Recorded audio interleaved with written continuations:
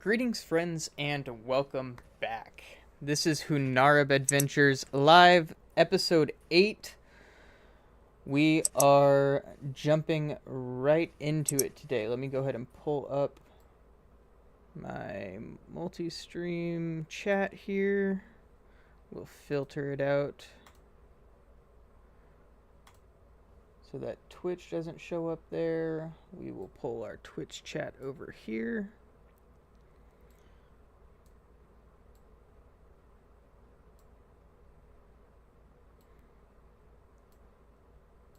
This way we don't get banned.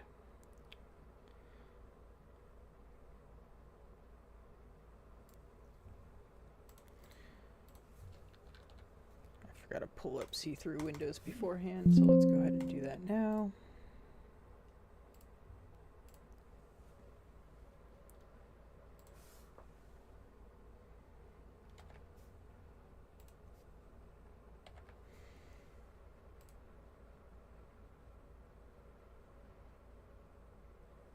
Not quite what I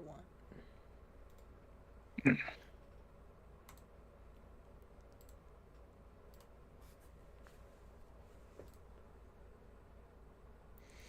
Alright, while I am fixing up the chat settings and such, who would like to do our recap from last session?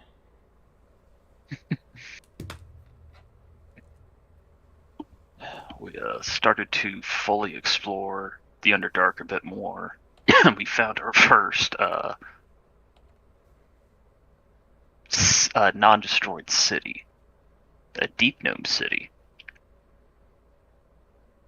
We met with the town elder to set up possible trades, and the trade good they want are desserts, anything sweet. Which we found out why when we gave a little to a blacksmith who went creatively apeshit and banged out a +3 longsword in like 5 minutes, which should have taken him like 3 years. Yes. But the side effect is they crash hard.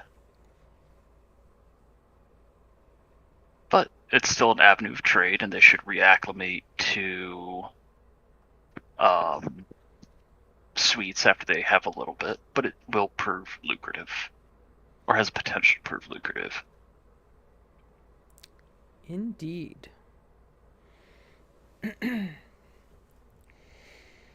Anybody have anything else? Oh, go ahead. Let's say we also met an individual who has the power to just magically shove the entirety of a language in our brains, which is very useful. Indeed. Which is a rare trait called a divine gift. Divine gifts don't just happen to anybody.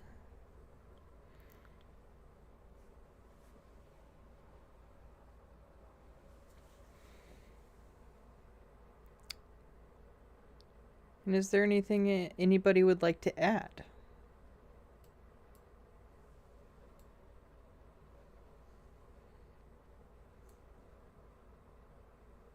Alrighty. Glorp, you're going to have inspiration this... my goodness, I'm blanking for a second. Give me a second. Okay. Glorp, you have inspiration this session. You can re-roll any one dice anytime during this session. Try not to forget about it, because it does go away.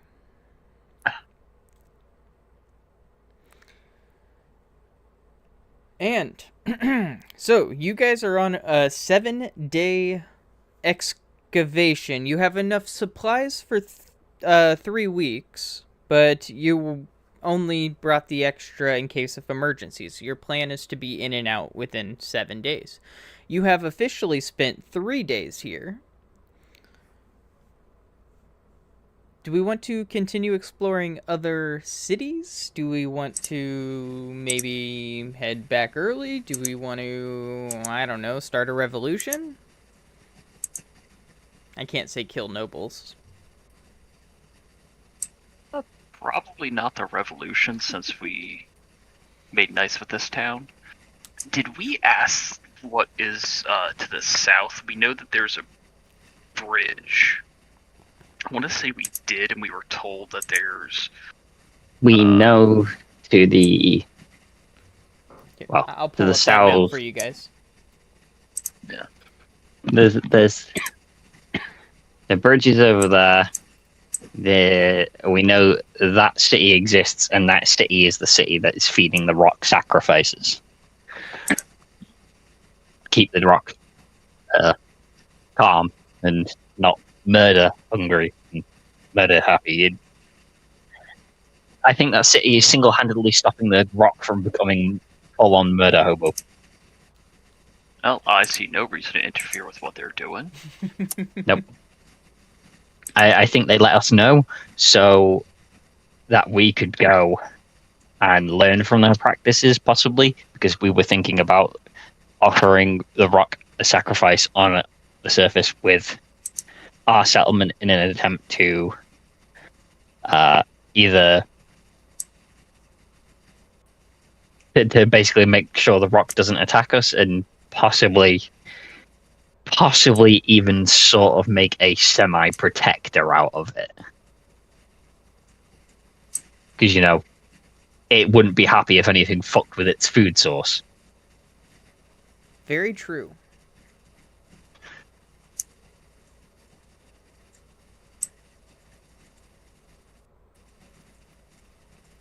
So, is our plan to continue? We know from conversations we've had in this city, you know that over in this darkness over to your west, you have another gnomish city somewhere over in the darkness. Yeah. So we were able to trade that honey for the 600 gold at the end of, or like when we would run back into the blacksmith, right? Yes. Yeah. Okay. So that means Glove got the sword, so then it's 300 for me and 300 for Scoops, because that would be the fair way to do it. Correct. Yeah, Unless I'm you're okay with that. trading the sword for one of the IROCs or a couple of the IROCs. No, but I'm spending my gold to get that in bow. Alrighty. What was it, 350? I believe so. 350 for the bow that deal. What was it? It allows me to teleport to wherever I shoot an arrow, and it deals an extra. What was it? Something of ice damage. Yep, 1d10. Whenever I hit 1d10 of ice damage. 1d10. And it is a longbow, so I can just keep using my longbow stats. It's not +1 or anything, is it? It's just 1d10 extra damage, Correct. and I can teleport to wherever it shoots. Okay. Correct. But it is technically magical damage because it's a magical weapon, so anything non-magical resistances are no longer a thing for that weapon. Also correct, yes. And you can name that the Callum Longheart bow. Or Longcloak. Callum Longcloak bow. It's funny, that name will mean nothing to us, but at some point in the future, I'm sure Yeah. that name means a lot. We will at some point may come across someone and they'll go, oh my god. You do notice every receipt you get here is very well detailed. I'm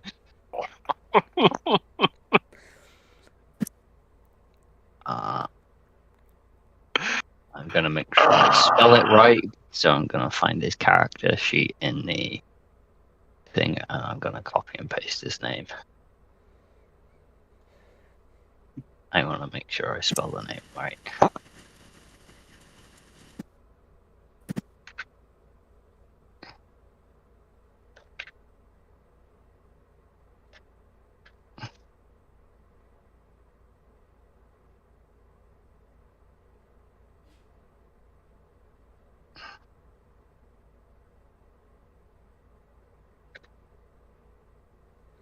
All right. So, where do we want to go? What do we want to do? We could go west to the other gnomish city. We could go east and then south into Drow territory. Or we could totally leave the Underdark and tell our bosses that we explored enough for the week. I want to use the frying pan of Hero's Feast that I got last time to give us temporary hit points for the day. Absolutely. Go ahead and roll 1d10. I assume this is a brand new day, correct? Yes. Before I did this. Yes, so you guys would have rested for the night and then gone to go pick up your 600 gold and then taken off at that point. Everybody gets 5 temporary hit points. Cool. And those will last until you're either they're gone or until your next long rest.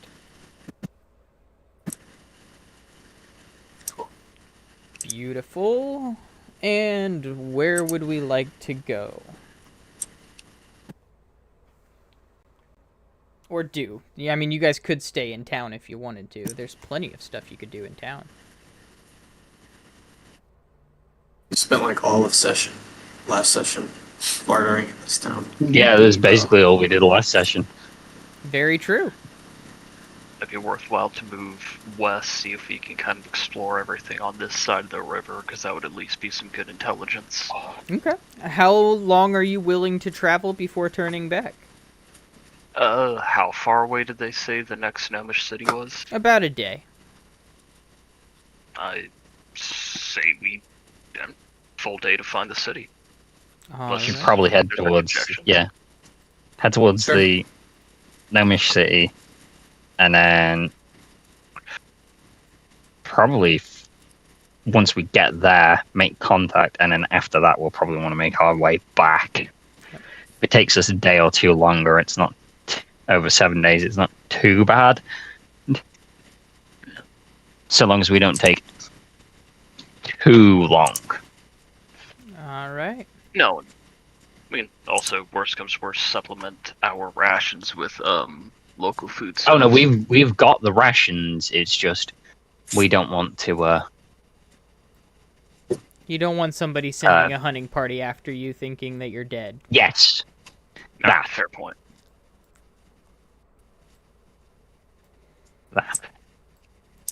that is what we do not want to occur. Mm-hmm. So, I have just revealed to you the area. You guys can take your day of travel getting to Torel, the gnomish city of Torel. Ooh, before we hit the gate guards, upon leaving the previous city, would we have been able to get some kind of like note of friendship from the elder, being like, hey, these guys are cool, it's okay to let them in their city, so that way we don't have the same problem like we did last time where we kind of had to ooze our way in? Yeah, I reckon that's definitely doable after making friends with most of the city. Yeah, it could be a note that says like, hey, these people are looking to trade goods from the surface or something. Yeah, absolutely. It'd be a letter of introduction, which is a very common practice amongst gnomes, as any kind of paperwork is welcomed.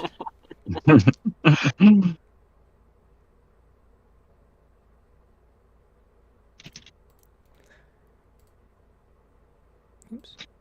So, letter of introduction is written. You guys make your way. I did it again. Keep hitting paste instead of copy.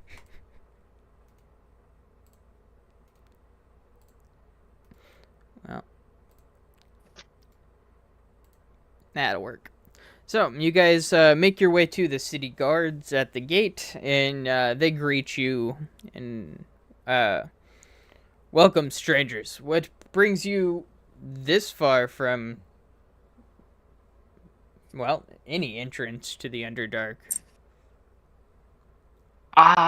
We were sent by our lord to make contact and, friendly hello and possibly look into potential trade routes.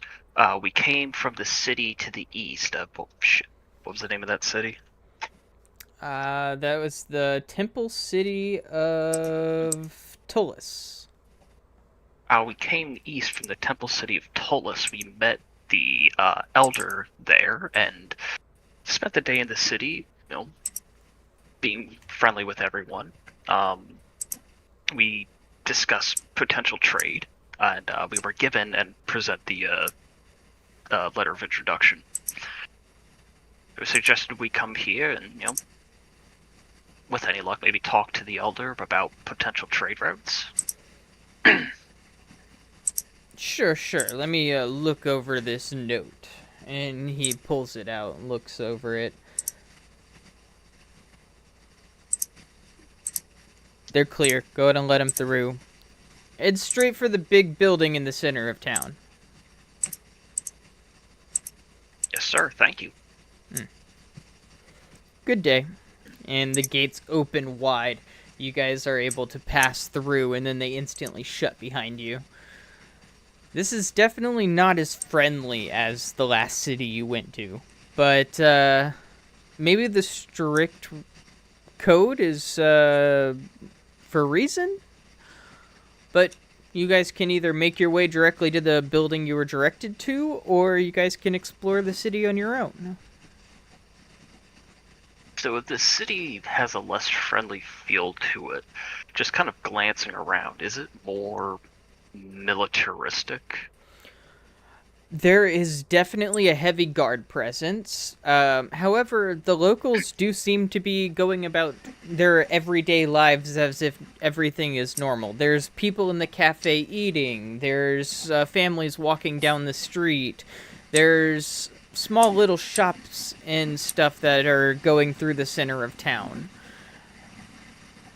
It's a bustling city, but it's definitely heavily guarded.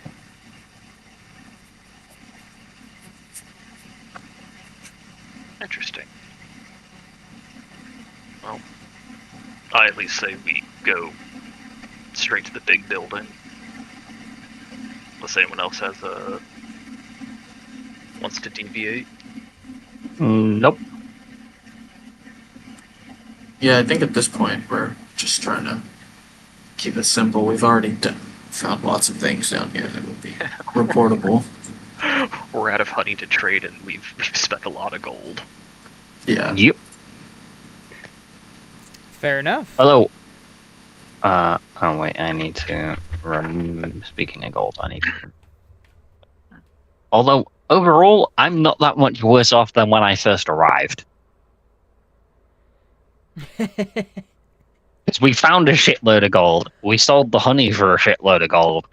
So I'm basically at the money I came into the Underdark with, if not slightly more. And a cool ass bow. I think I have a little less gold than I started, but I feel like I don't get to complain about anything right now. Not with that sword. That's it. I the traded bloodstained 2/3 of a longsword. cup of bee puke for a fucking +3 sword at level 1. That's... Yep. I'm definitely gonna hide behind you when the bullets start flying.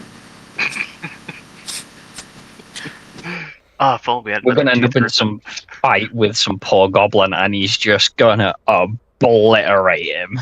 If only I had another 2/3 of a cup, I could get a spell card shield.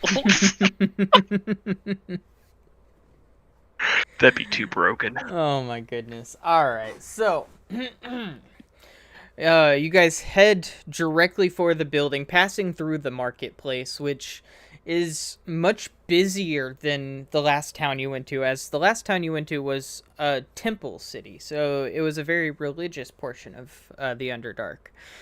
And the gods they worship there are much friendlier and diplomatic. The gods they worship here are definitely not.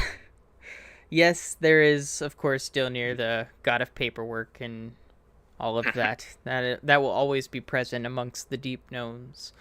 However, you walk into the main building, which is flanked with guard barracks on both sides, heavy ballistas, and, well, siege weaponry not going out to war, but just in storage.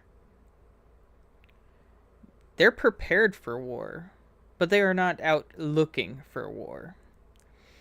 You enter the building, and you are greeted with 3 different desks, all with different labelings.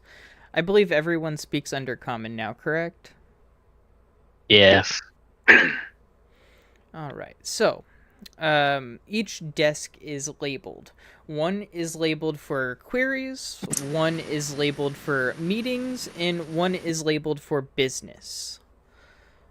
What desk are we walking up to? Shit, are we business or are we meetings? Or is this a query because we haven't arranged a meeting? Well, since I don't do paperwork, I rock up. Glorb would double I check. don't do organization. I don't do organization in real life either. Oh god, Cal would be so happy. Cal would be in heaven right now.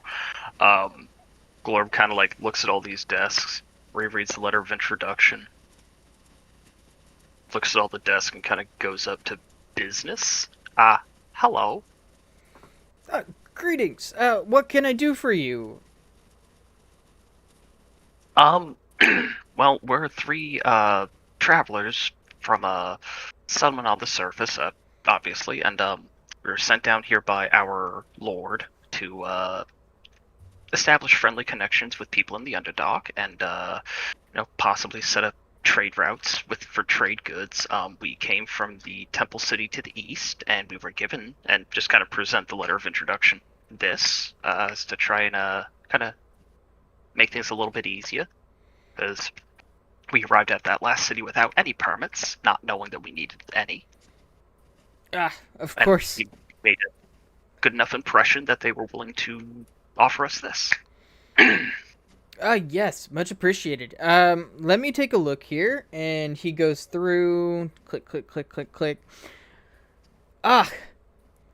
So, the letter of introduction mentions that, you're planning on printing IDs here at the Capitol. To do that, you're going to head through this corridor right here, head over into identification with the identification wing, go up to the desk and hand them this form. She pulls out a huge notarized document and hands one to each of you. We're Quick question. Yes. I'm more for the party. We are all commoners. How many of us are literate? How many of us learn to read or write? I have a spell. Read possibly. We know Undercommon now. Read, write, and Oh yeah, we I forgot about that. Imagine I forgot that we these were are given written that. Undercommon. I forgot about that bit. We might not be able to write common, but we can write undercommon. Indeed. Glorb can write common.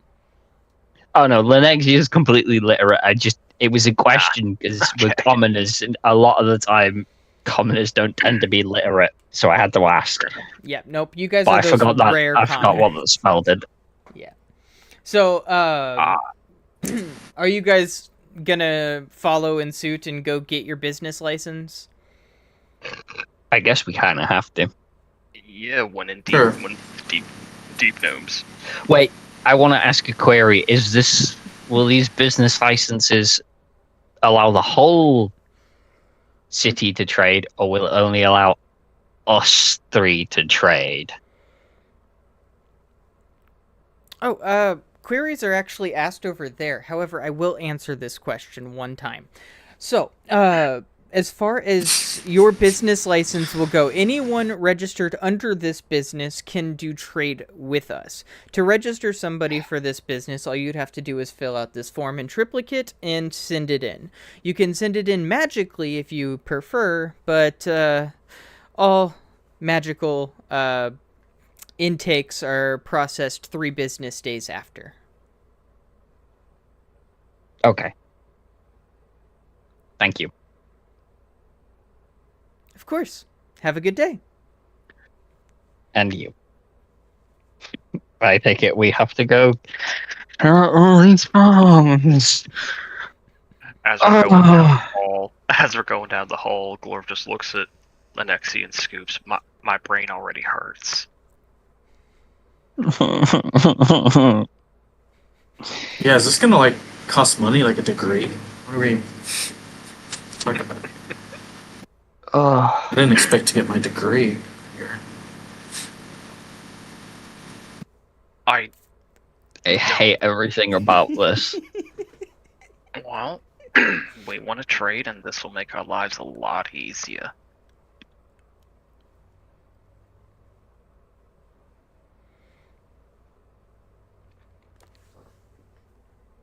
Oh God. Welcome to Fantasy DMV. Wait. Fantasy IRS. I blame Dancing Cloud for this so much.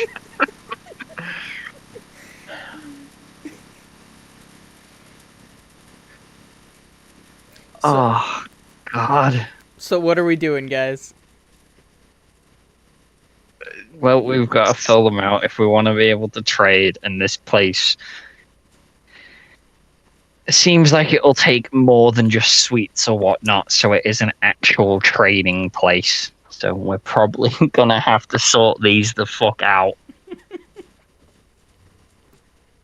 And then I suggest on the way out, we grab just multitude more stacks, like 5 people's worth of stacks, and we shove them in my saddlebags of holding, and we take them to the surface, and that way whoever is delegated as the trade person for the Underdark has these forms that they can fill out and bring straight in, or we can magically send in. Perfect. Before the first trade caravan comes down. Hang on, what if instead of us putting our names down, when we fill them out, we just say on behalf of, and our county and lord? Well, you guys are actually getting physical IDs as well. Yeah, I think what we're doing is we're getting physical IDs, we're setting up a business in its name, and then we're registering people with their IDs to that business. Indeed. Oh, shit. Okay. Well, let's just go through this process. Let's see how bad. Let's. You know what? Maybe we're making mountains out of molehills here. So you guys. Well, I think she's gonna do it. Okay. Yeah, everyone. I guess we do it. So you guys file in through the corridor, head left into the identification wing. You walk up to the desk. Old lady in glasses looks up at you. Can I help you?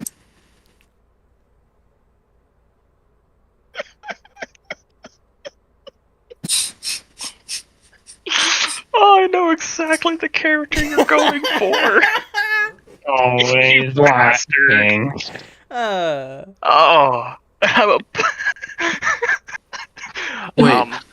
Were you guys thinking of the lady from Monsters Inc. also? Yes.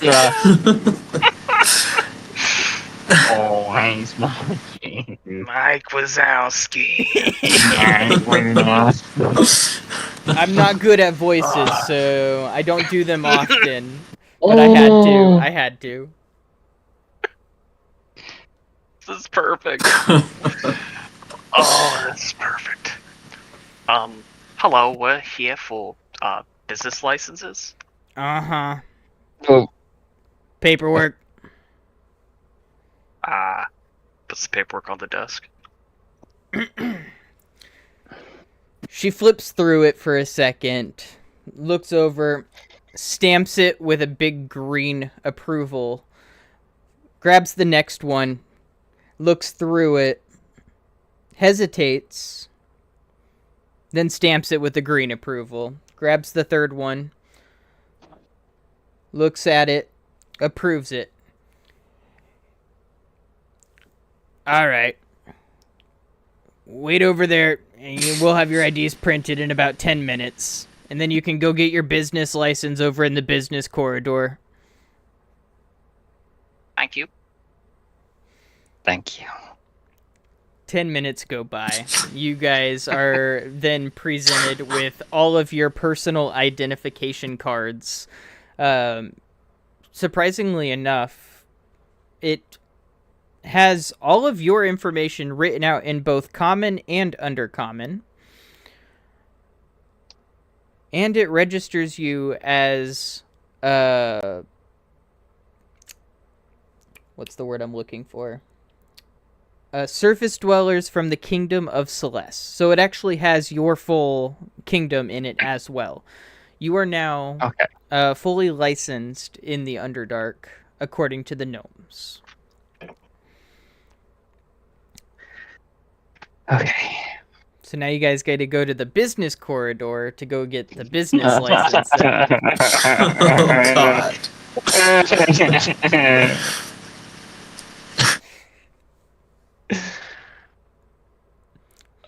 you guys have already passed the business corridor, so you guys can just head directly back to where you came, go into the business corridor, and sit down, or you guys could walk up to the desk, depending on how you want to play this. We just go through it as the deep gnomes intend. If we want to trade with them, this is the cost of that desire. So you're walking up to the desk, or are you guys going to just sit and wait? Well,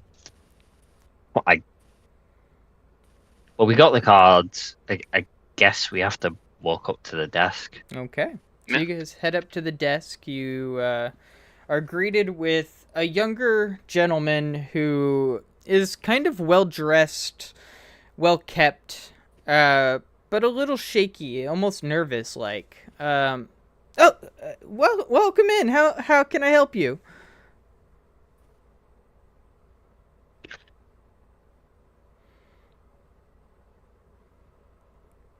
We just got our ID cards. Congratulations. This is the business wing. Is there something I can help you with? We'd like to get business licenses. Oh, certainly. What type of business are we opening up? Import-export. Okay. We're trading from goods from the surface to deep gnome cities, and we're hoping to trade for goods to bring back. Okay. Are any of these goods medicinal, illegal, or arms? What are illegal goods? Illegal goods such as poisons, toxins, things that could kill you, any sort of... Hey, Sophia, welcome in. We're doing good, playing some D&D. Stuff like that. We won't be trading in anything like that. I don't believe we will be trading in arms or armor at this given time, but can we apply to add that to the business at a later date if we need to? Certainly. That does acquire an additional license. It would be a later date thing. And at this state, we are not currently in a state to be able to trade for such goods. Oh, I definitely understand. In that case, if you're just doing a generic trading license, this will include food, supplies, or general goods. This will not apply to medicines, potions, magical goods, or anything of that nature, trading in or trading out. Yeah. So, for what we're bringing in, definitely, I think medicinal. What would you classify honey as? Honey would be a general good. goods. Okay, in general. Okay, I didn't know if it was. Yeah. I didn't know if they were going to classify that as medicinal or not. I think we should probably tack on medicinal because he said we can't export anything. Yeah. So I think we should possibly tack on both arms and armor and medicinal just on this license, just to be able to export them out. We definitely won't be trading them in, but we'll need that license to be able to export them out. Oh, Yeah, absolutely. So if that's the case, trading out or exporting arms and medicinal, but not importing anything. Simple. That'll be a Class B license. We can get that set up. No problem. It'll be about 10 minutes and cost you about 25 gold. How does that swing? Sounds good. All right. I'll take the gold then, and I'll get started on the paperwork.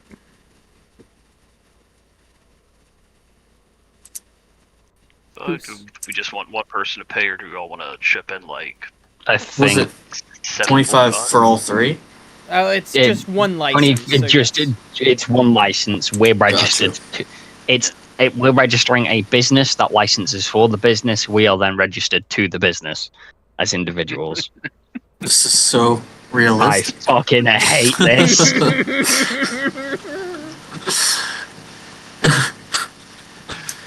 Damn you, bureaus of standards and labor.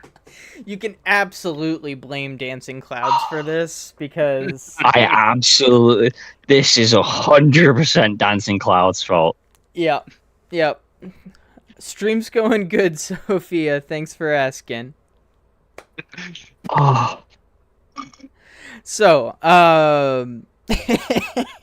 you guys for this, I'm creating a backup character of an anarchist gnome that hates paperwork. I love it. Regular gnome or deep gnome? You sticking with the theme?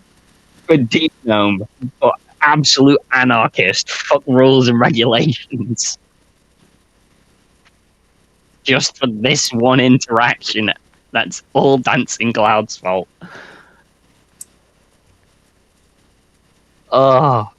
But to answer the question, I can pay for it. Okay.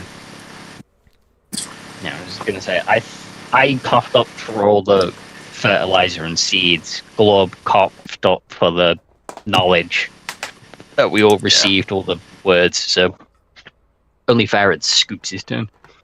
Also, I think you've still got the most amount of money because Glob's got what he found. I spent most of mine on that fucking cool ass bow, and you've still got the 300 and everything you found. So you're still minted. Yeah, I didn't. Oh yeah, we found all that stuff, and I didn't even attune to any of it. I don't even remember. One of them was like a spell thing. One of them was you had an amulet for minor, or what was it? Major illusion? No, it was minor illusion that allows you to cast the cantrip at free will. Okay. A dagger that deals triple damage. Yep. Or something ridiculous like that. Yeah, it deal triple damage. Whenever you melee attacked with it specifically, wasn't it? It wasn't when you threw it. Correct. Gotcha. And then there was the dagger that whenever you cut someone with it, it allowed you to understand what language they speak. Yep. That one's pretty cool. Yeah, definitely. I can't remember who's got what. I think I've got. Did I take the triple damage dagger? I do not remember who has what.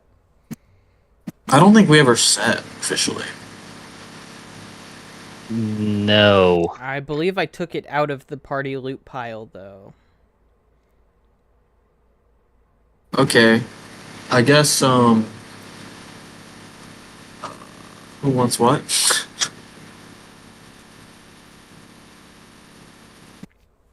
I mean, I still think I'm still of the opinion a triple damage dagger works best for Scoops in case someone does get in his face and he does need to stab them. I would absolutely take the triple damage dagger. As for the other two, I'm not too bothered. I can take the language learning dagger, or I can take the minor illusion necklace. I don't mind either or.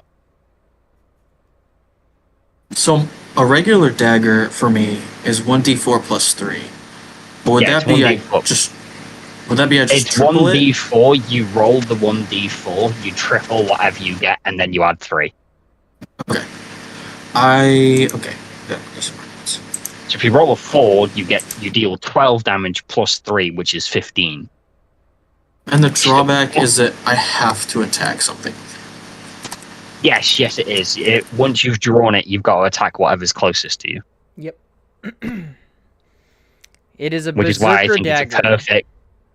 Which is why I think it's a perfect panic weapon for Sure. the bard. I think that sounds cool as hell. Something's in my space. Stab. Yeah, until you have to make that save to put it away once everybody's dispatched. Wait. I have to make a save to put it away? Once you go berserk, yeah. Oh, It's shit. wisdom save, though, isn't it? Yeah, wisdom save. Yeah.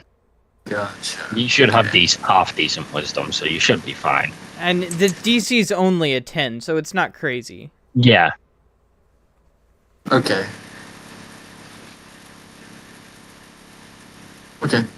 Yeah, I put that in my notes. Good stuff. Alright, so... you guys are now fully licensed practicing merchants. How does it feel? Cool. I hate bureaucracy.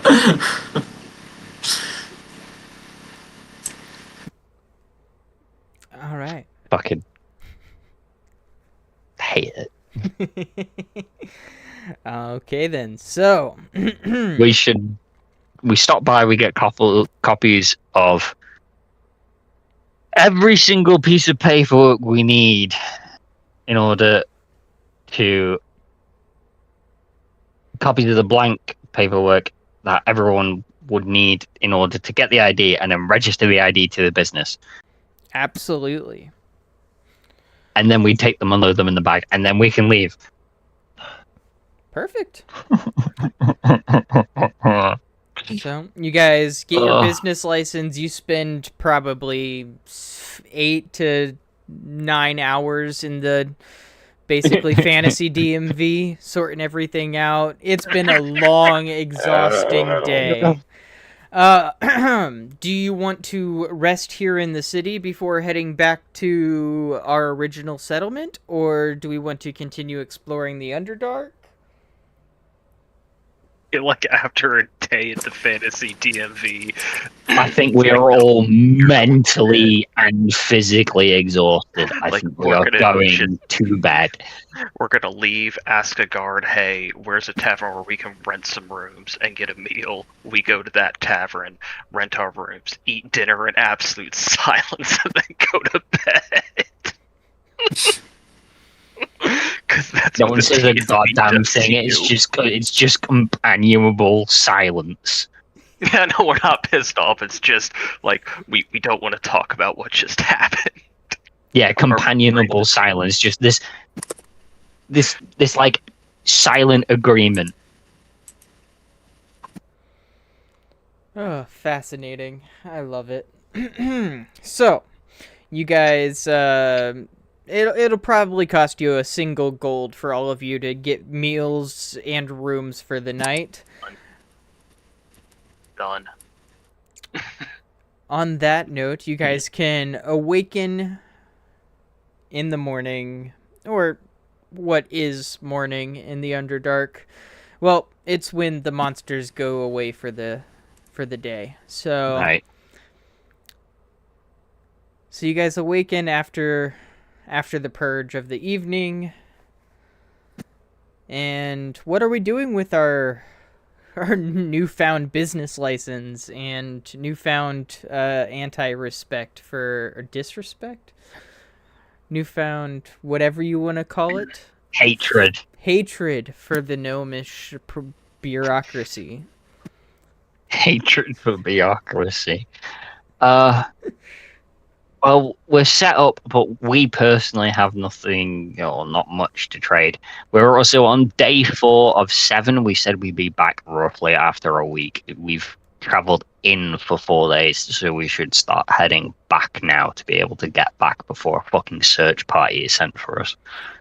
Indeed. So, after a swift 3 days out of the Underdark and then a half day home, not too shabby. You guys can head back to Lakeport. Oh my god. The sun. Why did just flashbanged upon leaving the Underdark? Ah, it's so bright! Oh yes, My very, eyes! very Fallout 4 leaving the vault.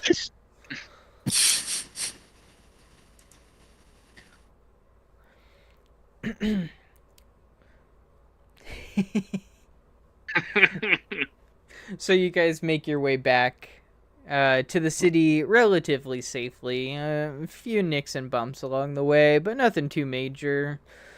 You guys have pretty much made this jungle your own.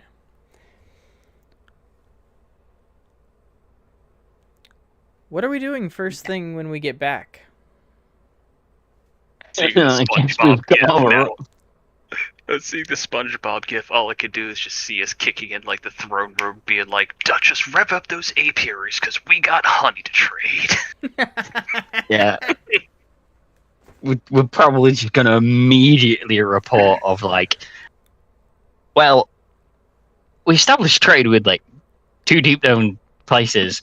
Turns out deep knowns have a very sweet tooth, so the quickest turnaround on sweet products we can have is honey, so we need massive apiary fields.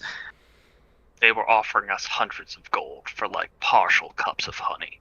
It was like what we had in Ridiculous our amount. ration pack to, put on top of our bread, our hardtack bread, was worth more than all of the gold in this village combined. Perfect, and I hope you used this gold properly, maybe upgraded your weaponry, or perhaps brought it back to your Duchess? There was Oh, no getting great. around that one.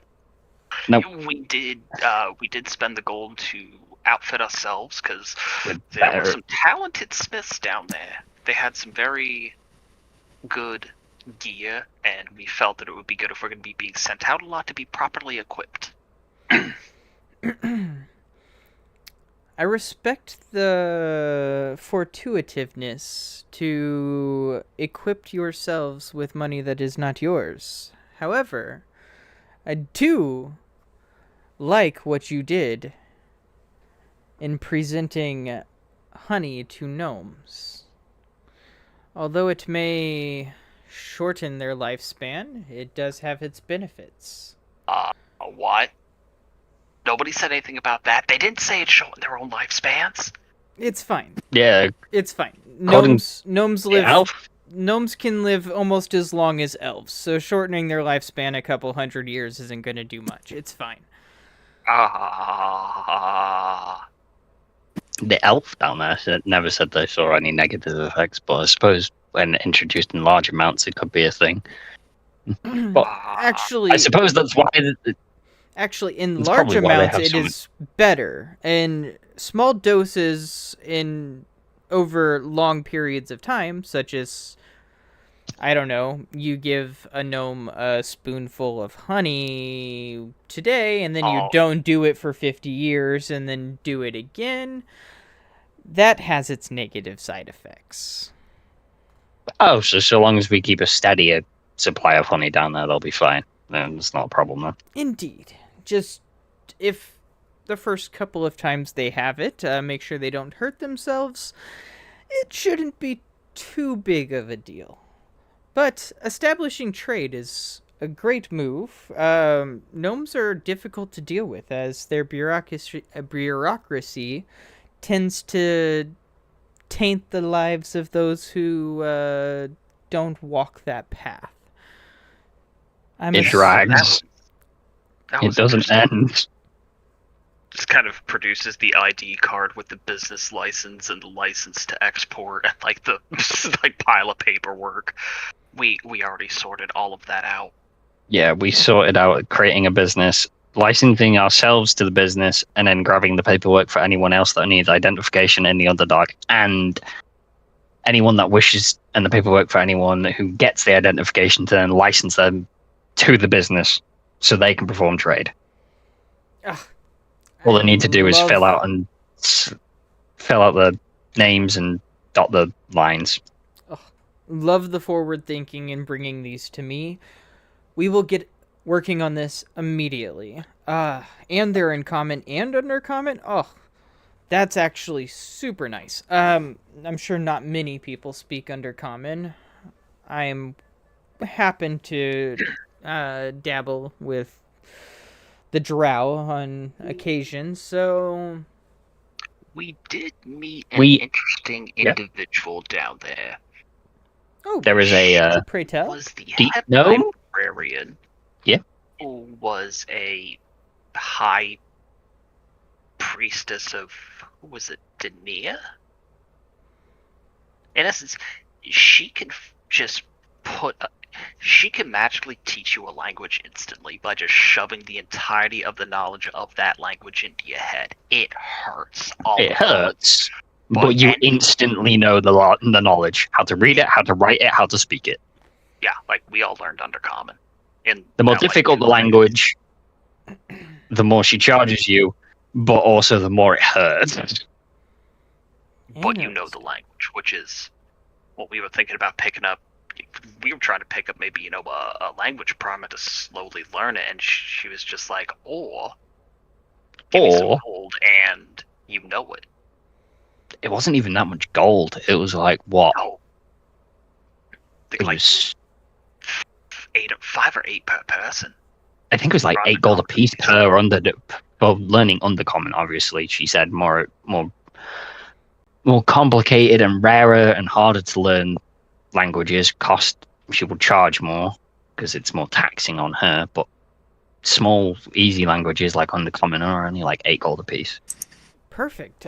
We could send some people there, go pay for them to train up in their language skills, and then we could have literate commoners, which would be a huge boon and actually kind of stick one to the king. I like this. We will be able to train. Sorry, go ahead. I was going to say, we also found, we have not visited it because it was a few extra, well, I say a few, it was probably quite a few extra days out of the way. Just getting there probably would have taken our week we set aside to go down there. And we didn't want any search party coming out looking for us unnecessarily. So, but there is a gnomish city down there which has I think he said it was gnomish. It was a gnomish city. It was an underdark city where they regularly sacrifice creatures called hook horrors to the rock in order to appease it. We were told if we want to, that would be the best ideal location to learn how to create an ideal sacrifice for the rock to appease it, to make sure it definitely doesn't attack us and will sort of protect us, because we'd be an easy way to get food and it wouldn't like things screwing with its meal ticket. Good to know. You guys absolutely outstanding. Here is your pay for your travel in your week. I'm throwing in an extra couple of gold for you, so it's 5 gold total for each person. Thank you. Oh, thank you. You guys have done an outstanding job, and honestly, you're forward thinking. I can't even complain about it, and I never can't find anything I can complain about. So, you guys are doing great. Keep it up, and don't disappoint me. Take the next couple of days off, and then we will have another job for you.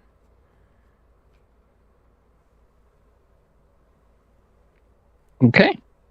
That gives... we also... Yes? Glob picked up some rapid... They're not exactly tasty foods, but he picked up some seeds for Underdark foods that grow rapidly within like a couple weeks, and fertilizer that causes crops to grow in 3/4 of the time. There is enough to coat each and every one of our fields. Absolutely amazing. You guys continue to impress me. Please deliver that to the farm, and then enjoy the next few days off. And we also have a bunch of Underdarkian soil and the light crystals from the Underdark. So if we could set up some type of underground basement, a cellar, underground basement. Yep. Certainly. Including some of the more exotic things we pulled out, like those bomb berries. And Gore pulls out one of the drunk berries. This berry will get you really drunk. I'm talking like you spent 3 days straight at the tavern drunk. Okay. It might be useful. It might become a very well-liked export, is the most common. Well, I'm also thinking if we can grow these, obviously heavily dilute them, people have some booze at the end of the day after all the hard work's done. Also not a bad idea. Cheap booze is always welcome, and if we have a steady supply, I will take a couple thousand gold in materials to build us a nice basement that can withstand growing all of the Underdark stuff, so I will get that started.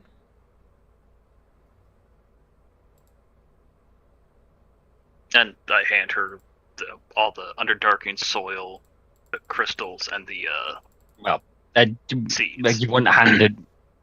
She'd probably give us some to hand them off too. We wouldn't just give them directly to the Duchess. Fair enough. I do hand the Duchess the alcohol berries, though. Like, I think you're the one who should decide what to do with these. I'm still good after the last one I ate. And we definitely don't want the mass populace finding out what they do, because they will just demolish them before we can grow anymore. Very true. Let's lock those up in the armory with the explosive berries for now, and then we will get started on the basement grow room. We'll probably put it under the alchemy shop because it just makes the most sense.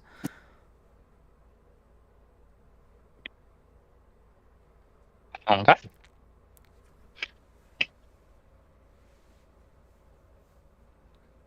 Alright. So you guys can enjoy your next few days off. Technically, a couple of days isn't really much downtime, but is there anything you guys want to do in your off time?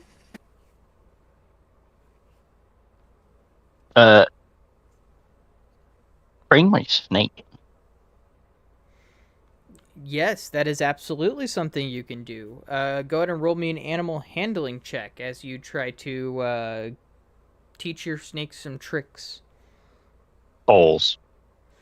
Oof. Yeah, training this snake is going to take a lot of time. God, I wish I had that reroll. I don't know, it's hard to tame reptiles, especially ones that can just fly out of your sight.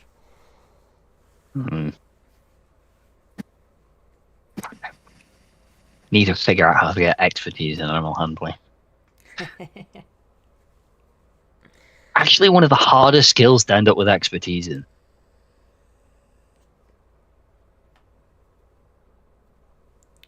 Is there even a background that would allow that? No, there's not really. There's lots of things give you proficiency in animal handling, but not many things give you expertise. The only way I can think of is becoming rogue, is multiclassing into rogue, and then specifically picking it as the one skill. One of the two skills you want expertise in. Yeah. But I don't want to multiclass into rogue, so I need to try and figure out a different way.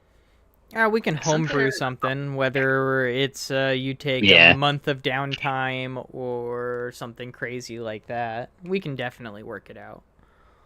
Isn't there a feat that just lets you take like expertise in like one thing?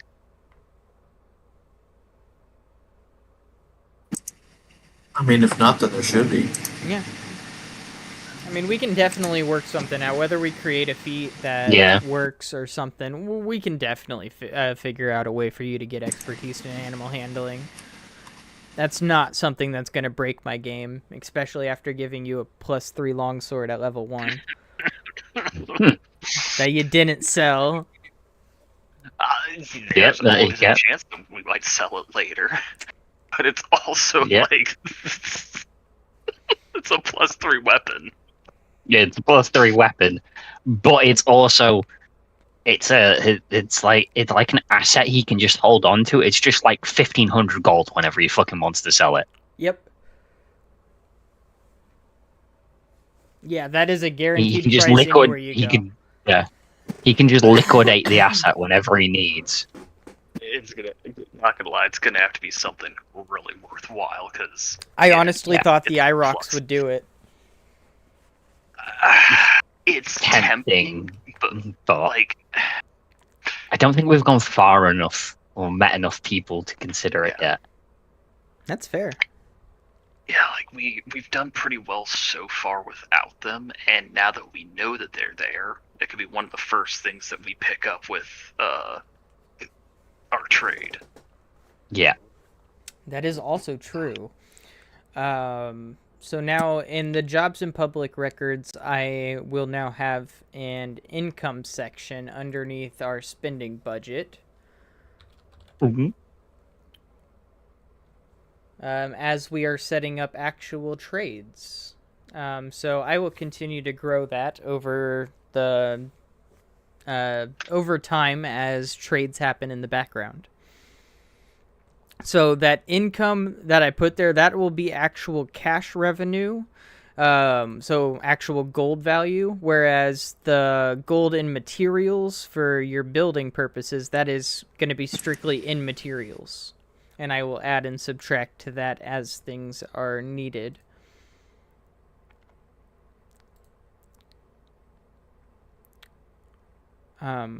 Overall, you guys get 2 days of downtime. Lenexia is going to train her snake. Glorb, what are you going to be doing in your off time?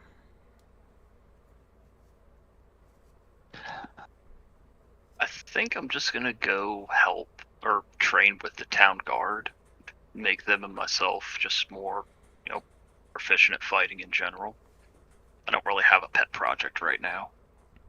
Okay, fair enough. Scoops, what is your plan in your off time? Yeah, I think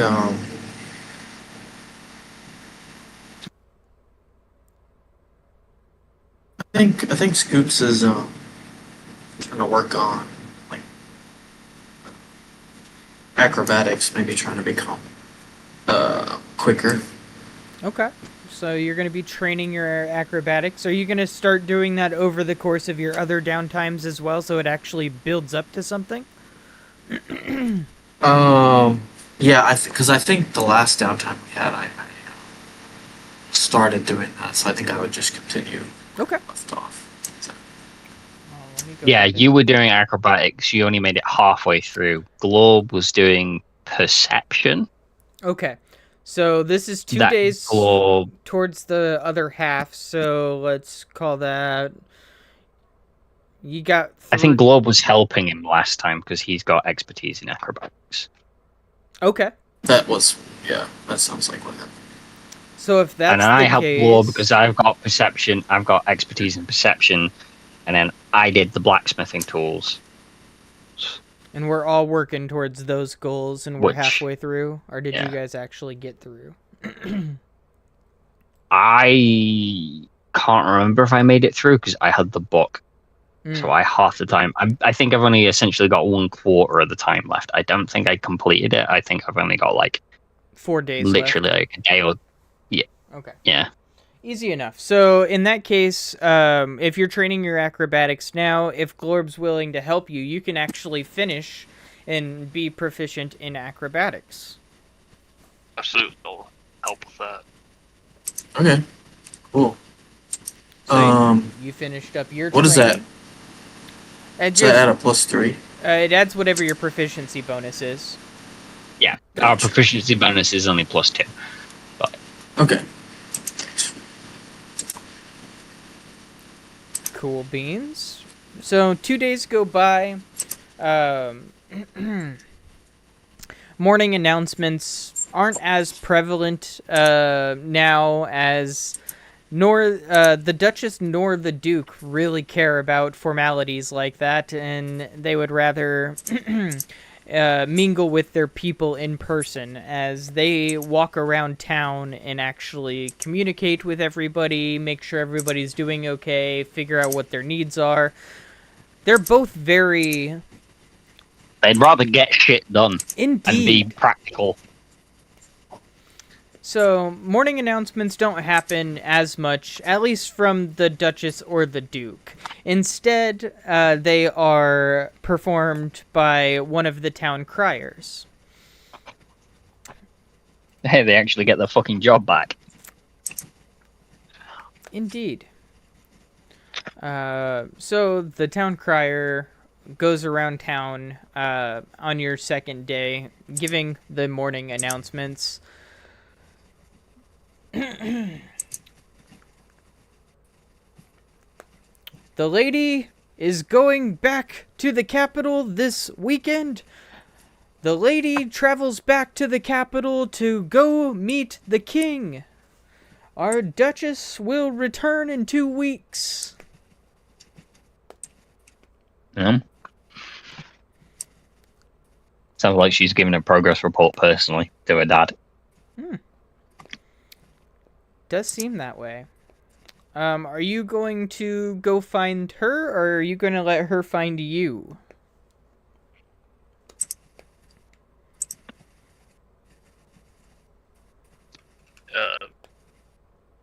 Do we usually go find her, or does she? She has her own personal guards, so I don't know if she'll want us to.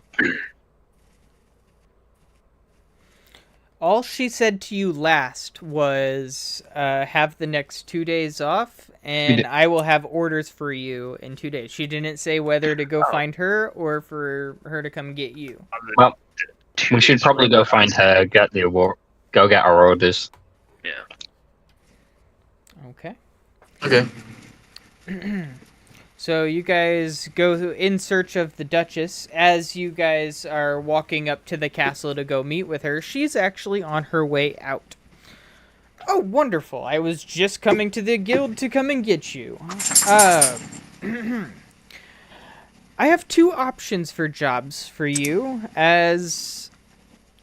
well, some things are interesting right now. One would be you could accompany me to the capital and do a slight investigation for me as to the goods and services that are there. Perhaps notate their pricing, and maybe if you could find out what sort of distribution they have. Or I could send you back into the Underdark to go see if you can't do more digging into this drow cult. I feel like one of them is much more of a threat, and one of them requires our skill set, whereas the other one can be done by more or less any business-minded commoner. The drow cultist one is literally something only our group can do. That also What do you sounds more guys think? fun.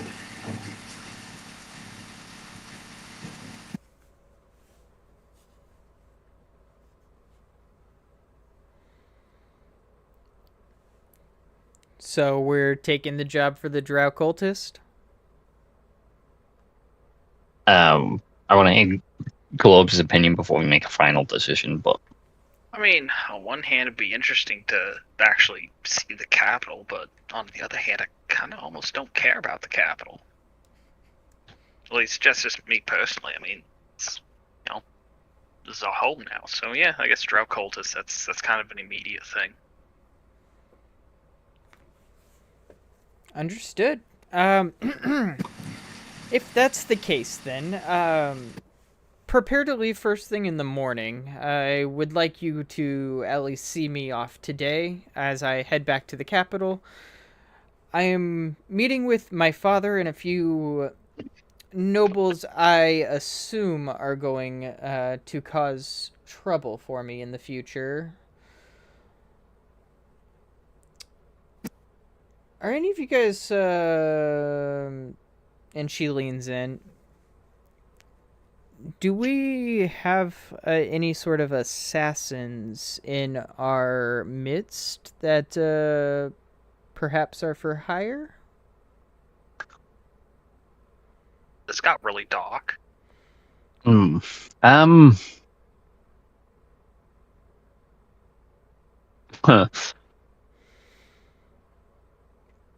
Okay, so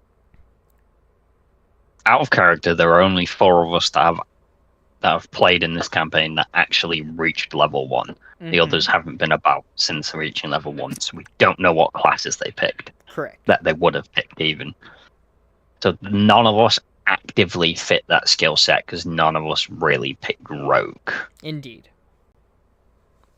We technically anyone can perform assassinations, but none of us really have spec for it. I'm probably the closest with my maxed out dex and proficiency in stealth, but that's probably it. Mm-hmm. We're also not exactly equipped for such things because we've got more pure combat weaponry, and none of us are versed in poisons or disguises or deception or we might be. Someone might be versed in persuasion, but I don't think anyone's spec into deception and things like that. If need be, we could ambush someone traveling, but break into someone's home and assassinate them in the middle of the night, that's probably not what we're spec to do.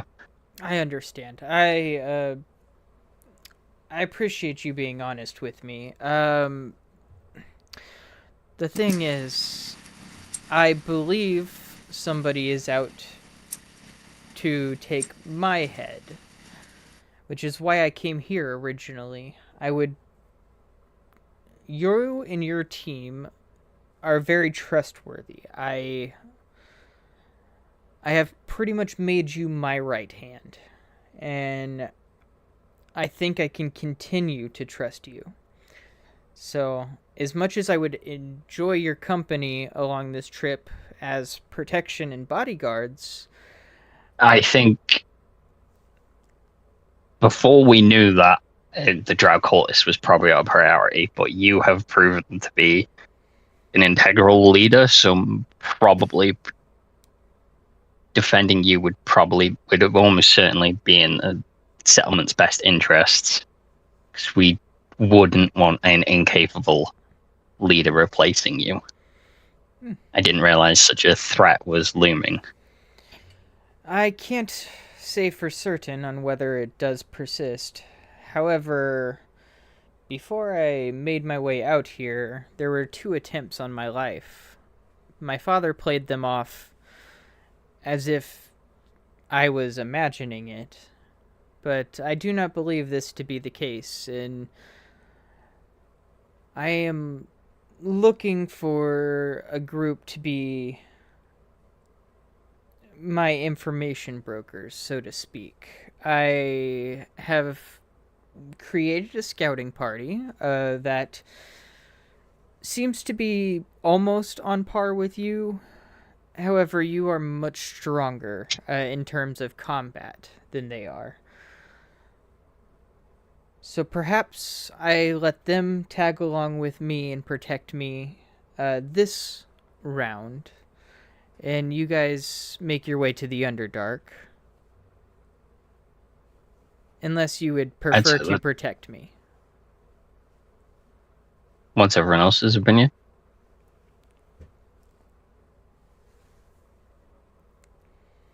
If that's what she thinks is best, I think we could do that. Yeah, I think not only having her group, her personal guards, like the guards she arrived with, but also having the scouting party go is going to be ideal to protect her. But because literally only us can do this Drauculus thing. However, if there is an attempt on her life when we get back and she gets back, I think that's our next priority.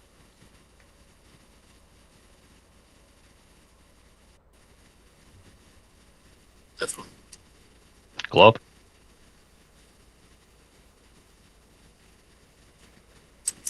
It's just a hard decision. Obviously, want to protect you, keep you safe, but this drow thing, well, we've already made enemies of them, so imagine they're going to want payback eventually. Rather nip that off now. Yeah. Than, Plus, yeah. Lay siege. It is a task that only we can do, because so far only we have been down to the Underdark, and as it stands, outside of Julius, who is required to run the guard, we are the most combat capable people here. So we will deal with that immediate threat. You bring along your second most trusted group, or the people you trust to protect you. And then if there is another attempt when you return, that will be our next job. We will find out who, how, why, and hopefully put a stop to it forever. Understood. I appreciate your thoughts. I'm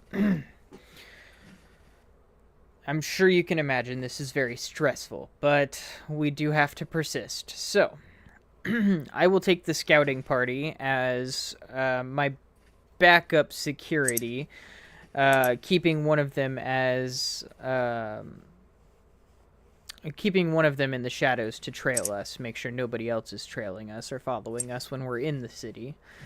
I do have my 2 personal guards that will be with me at all times, so I should be okay. But if anything does happen, if I don't return in 3 weeks, my plan is to be back in 2. But if I don't return by the 3rd week, open this letter and do what it says. Okay. Hopefully you Letters being put in the bag for safety. Hopefully you can find out anything about those cultists. If you happen to find their base, do not go in without backup. That'll be way too dangerous, but definitely mark it. Yep.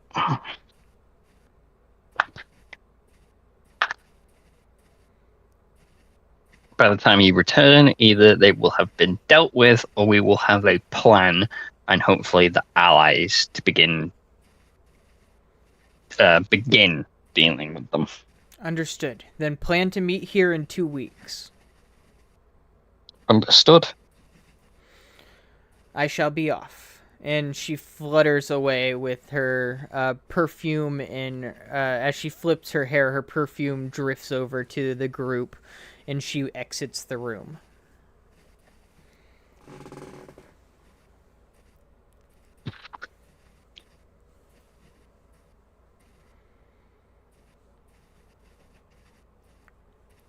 What do you guys wish to do?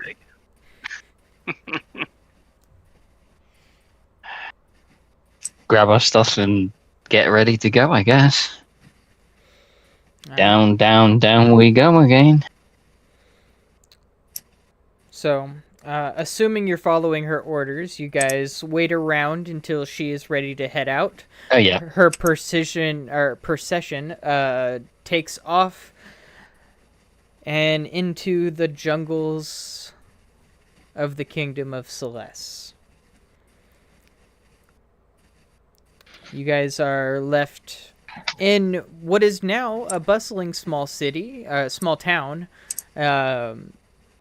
very busy, actually. All 100 people working and having a normal life, which is something that no one ever expected in this part of the kingdom. Well,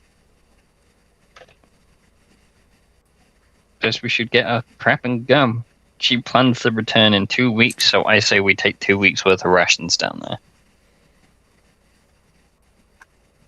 Actually, we should probably take 3 just in case we get held. Yeah, we should probably take 3 just in case we get held up by something. Not a bad idea. So you guys pack up your 3 weeks worth of rations in your magical saddlebags, I'm assuming, and head out west, almost to the what's the word I'm looking for? Desert. Yes, almost to the desert, all the way over to the hatch. You guys, last time you guys flew down on your brooms and just kind of rode in, right? Yeah. So you guys can do the same again. Nothing too crazy. And you find yourself... I think it uses like 30 seconds of a broom to fly down and into the hole and then turn them off and put them away and walk down. Yeah, that sounds about right. So you guys make your way back to the entrance of the Underdark, where you are greeted once again with this familiar sight. This time, no cultist carrying some fish people.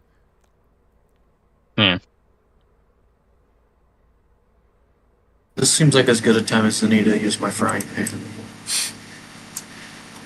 Okay. I'd imagine you probably would have done that meal just before we left. Yeah, I'll just roll it now, though. I'm going to be rolling this a lot. Oh, that was 4 this time. Not bad. 4. Hey, any temp HP is any temp HP. Agreed. Yep. So, you guys make... I'm going to head on down towards the... I was going to say I'm going to head towards the bridge. Because we're specifically looking for the Drow cultists. So I'm going to head towards the bridge. And I'm going to see if I can pick up the trail of the Drow cultists and their slaves. Even though it's been a few days, I'm going to see if I can pick it up at all. Okay, I will say it's at disadvantage, but go ahead and roll a survival check for me. Hey, that's still a 15. Not too shabby. So, you actually do manage to pick up a trail. Not a bad one either, as it... Where is my reveal? There we go. As you pick up the trail, it heads directly south of your location. Quite a faint trail, as it has been a few days, and but it does head directly south of you.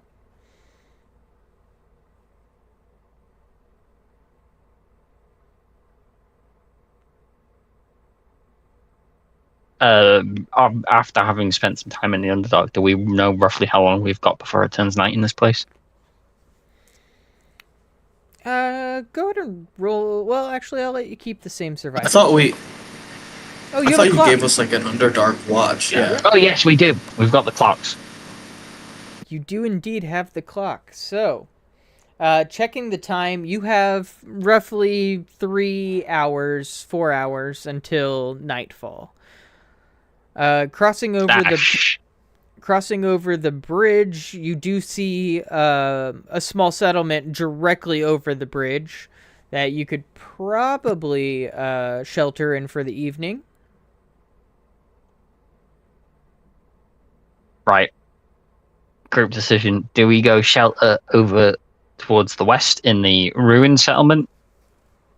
That and barricade ourselves in a room again, or do we take the gamble on the unidentified, unknown city of if they're friends or if it's the drow cultists in a city? They say we go for the actual settlement. We take the gamble? Yeah. Well, we gotta go down there eventually, anyways, right? Yeah, we would go down there tomorrow. It's a matter of we don't know if it's a friendly settlement or not, and if it's not a friendly settlement, then we're caught out in the dark. Oh, there's every chance we got lucky the last time barricaded up. Yeah, there is. I just feel like it's a group. I feel like more likely that's like a 50-50. I feel like that's probably I feel like that's got slightly better odds to keep us safe overnight, whereas that's like a 50-50 on whether it's going to be safe or not. But it's a group decision, so. Say we take the gamble because we do have those deep node permits, and granted, We don't do. know who is and is not on good terms with them, but it's at least an in. Yep. I suppose even if it's not even if the city doesn't let us in it, and even if it's not a safe city, I suppose we can try and crash near the walls. They'll provide some sort of shelter, and hopefully having the guard patrols and just being at the wall of a city would be enough to keep everything away. You know, imagining things tend to avoid the areas where they know they can get stabbed by guards. Just hoping. Assuming guards patrol at night. Assuming. All right. Headed to the settlement then? Well, Yeah. that's Glob's opinion. What's Scoop's opinion on the matter? I agree. Okay. Well, settlement it is. Settlement it is. I have to go check something real quick, but I'll be right back. Sure thing. Okay. Just fucking-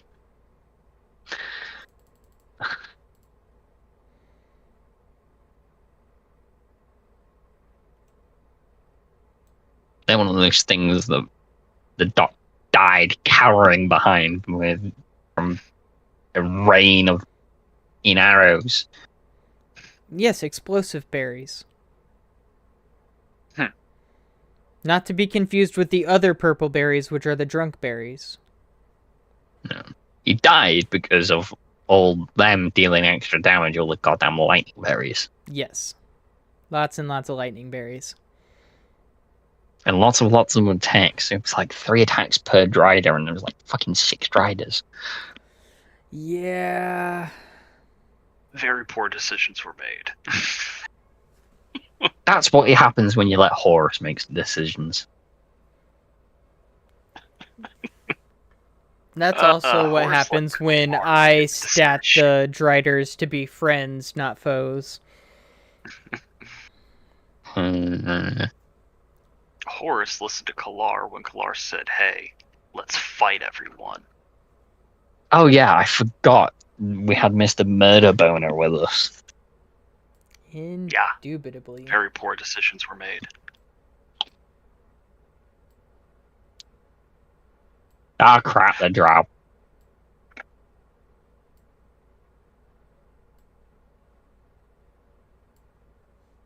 Well, it's a drow settlement. Now it's a 50-50 on whether they're a friendly drow settlement or fucking assholes.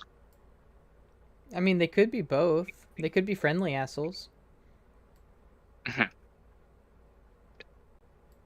Also, But- apparently, there is a new player handbook out, the 2024 edition, that you have to buy, which is stupid. It's still 5e. But it has a bunch of updated stuff. Yeah, and people are essentially calling it 5.5e, but it's the new 2024 rules.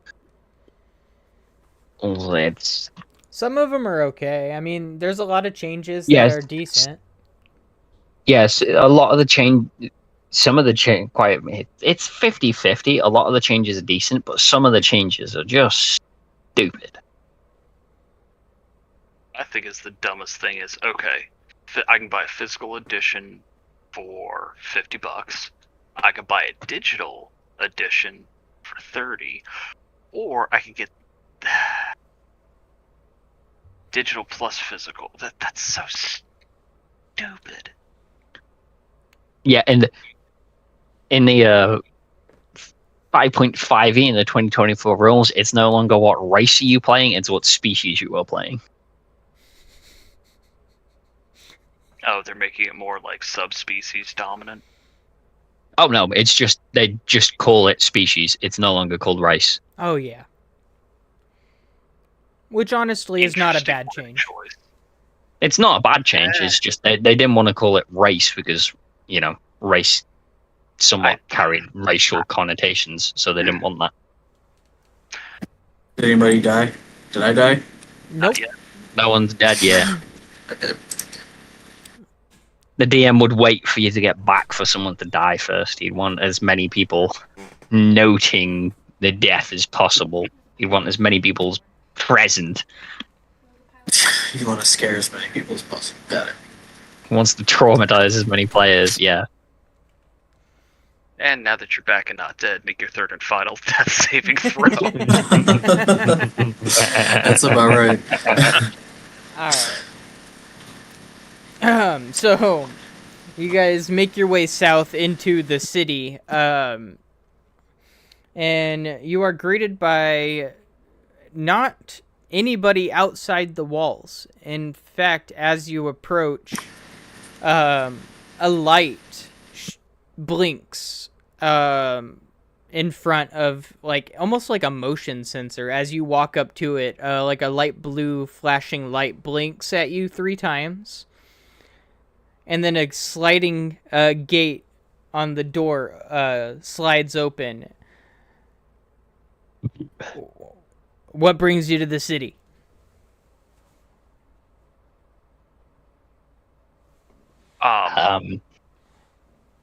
Shelter for the monsters that come out at night. That, and we're from a settlement up top. We're looking to make any on the surface. We're looking to make any potential trade partners as in any cities in the Underdark that we possibly can. Do you have any identification? Hold up the gnomish paperwork. Yeah, we all have. I'm imagining they are literally like not plastic, but like D&D equivalent of a plastic ID card. Yeah, basically. Yeah, we've got them. We each have one. Okay, if the gnomes vouch for you, we vouch for you. You can enter the city for the evening. You cannot leave guest areas. So they mark out, like he pulls out a map of the city. He goes, you cannot leave this area. Okay. So which of these 3 buildings is the tavern where we could spend the night? The one directly on the left side. That one. That one? Yeah. Okay.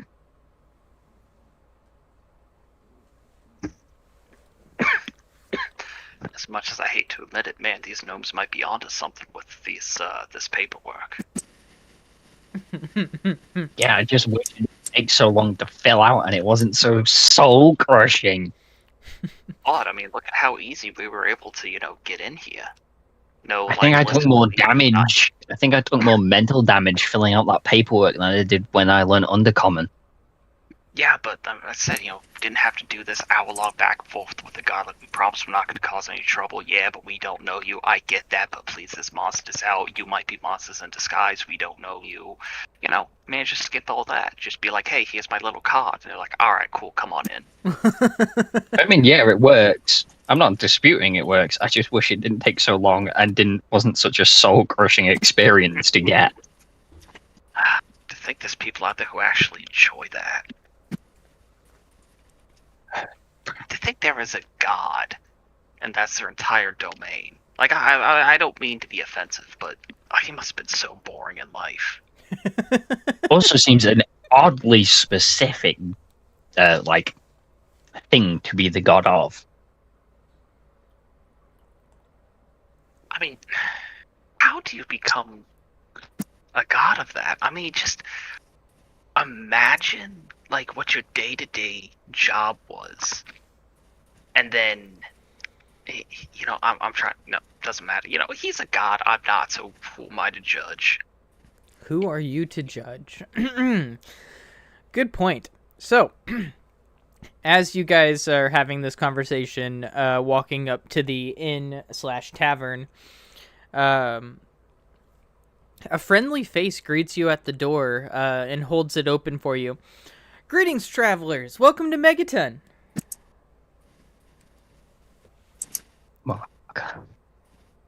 I just got mental whiplash. What? And now, Go ahead.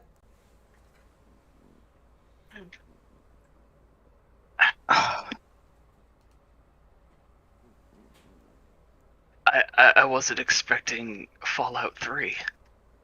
Yep. Oh, did you not notice the giant explosive berry that's sitting in the middle of town? Oh no, notice that. I just didn't clock that's what that was too. I didn't realize it was the equivalent of a nuke. I mean, it's massive and it would go off, yeah, but I didn't equate that to that. I just kind of thought it might be something they harvest.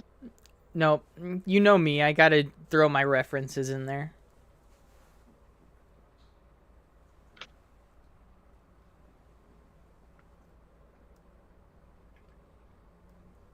You said it's a friendly face we recognize, did you say?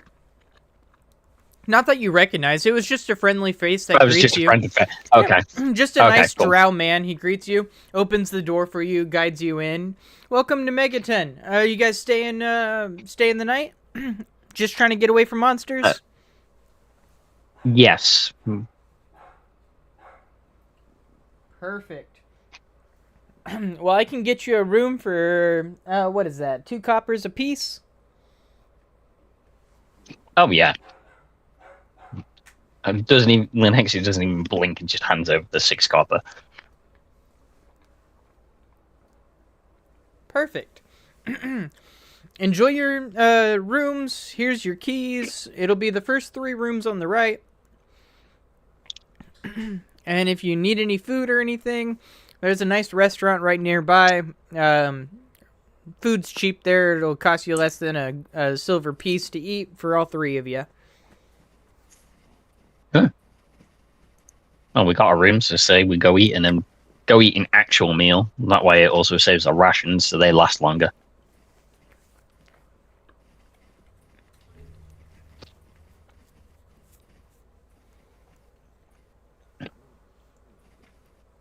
Not a bad idea. And then we sleep. So overall, it'd be what, like a silver piece. Yeah, roughly a silver piece for the entire night. Nothing major for any of you. Cool. I see a coughs up. Overall, the amount of coppers that would be needed, so essentially I'm down a silver piece. Not a problem. I've got 72 of them. Not too shabby. So, you guys can enjoy your evening in the Drow settlement. It's definitely not friendly vibes, but it's not I'm gonna kill you in your sleep vibes. It's more of a shit happens at night, so close the doors, hurry, and don't look out. Okay. But Sort of a we keep to ourselves, but we know this place is dangerous at night, so we've set up a little place where people can come stay the night in exchange for fueling our economy. indeed. And it's not the fanciest rooms or fanciest of food, but it's edible, and the rooms are warm and It does dry. its job.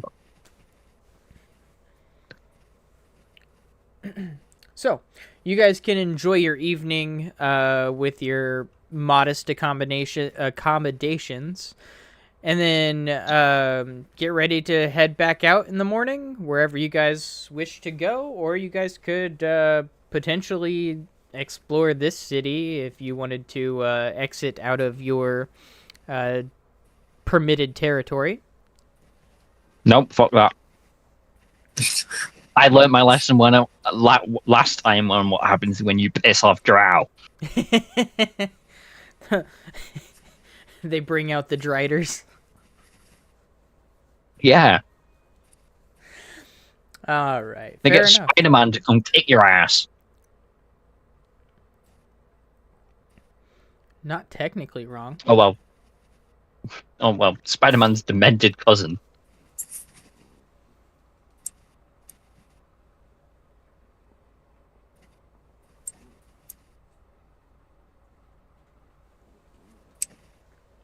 Did the trail keep going further south than the city? Because I saw it go south. I take it I could have followed it, and then I could have seen if it went further than the city upon arriving at the city.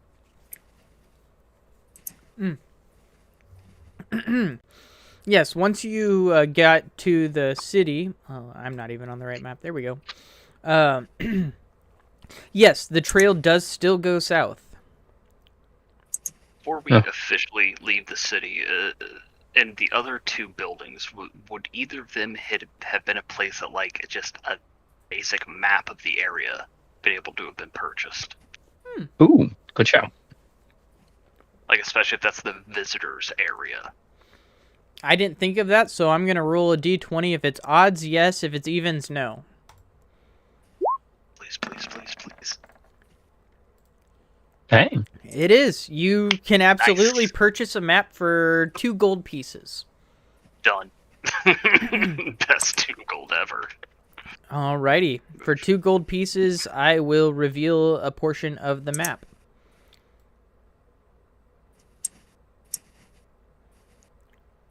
Let's call it there. the next is also going to take that, and she's got like a much larger map, and she's just kind of notated. She notated everything she came across, and now she's adding that to the map. She's literally mapping like this entire place out.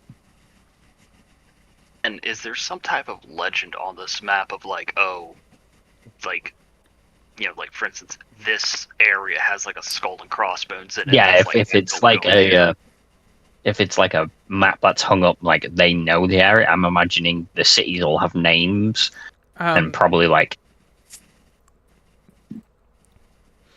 In fact, the only thing written on, well, there's nothing written on this map other than just, oops, that was not what I wanted.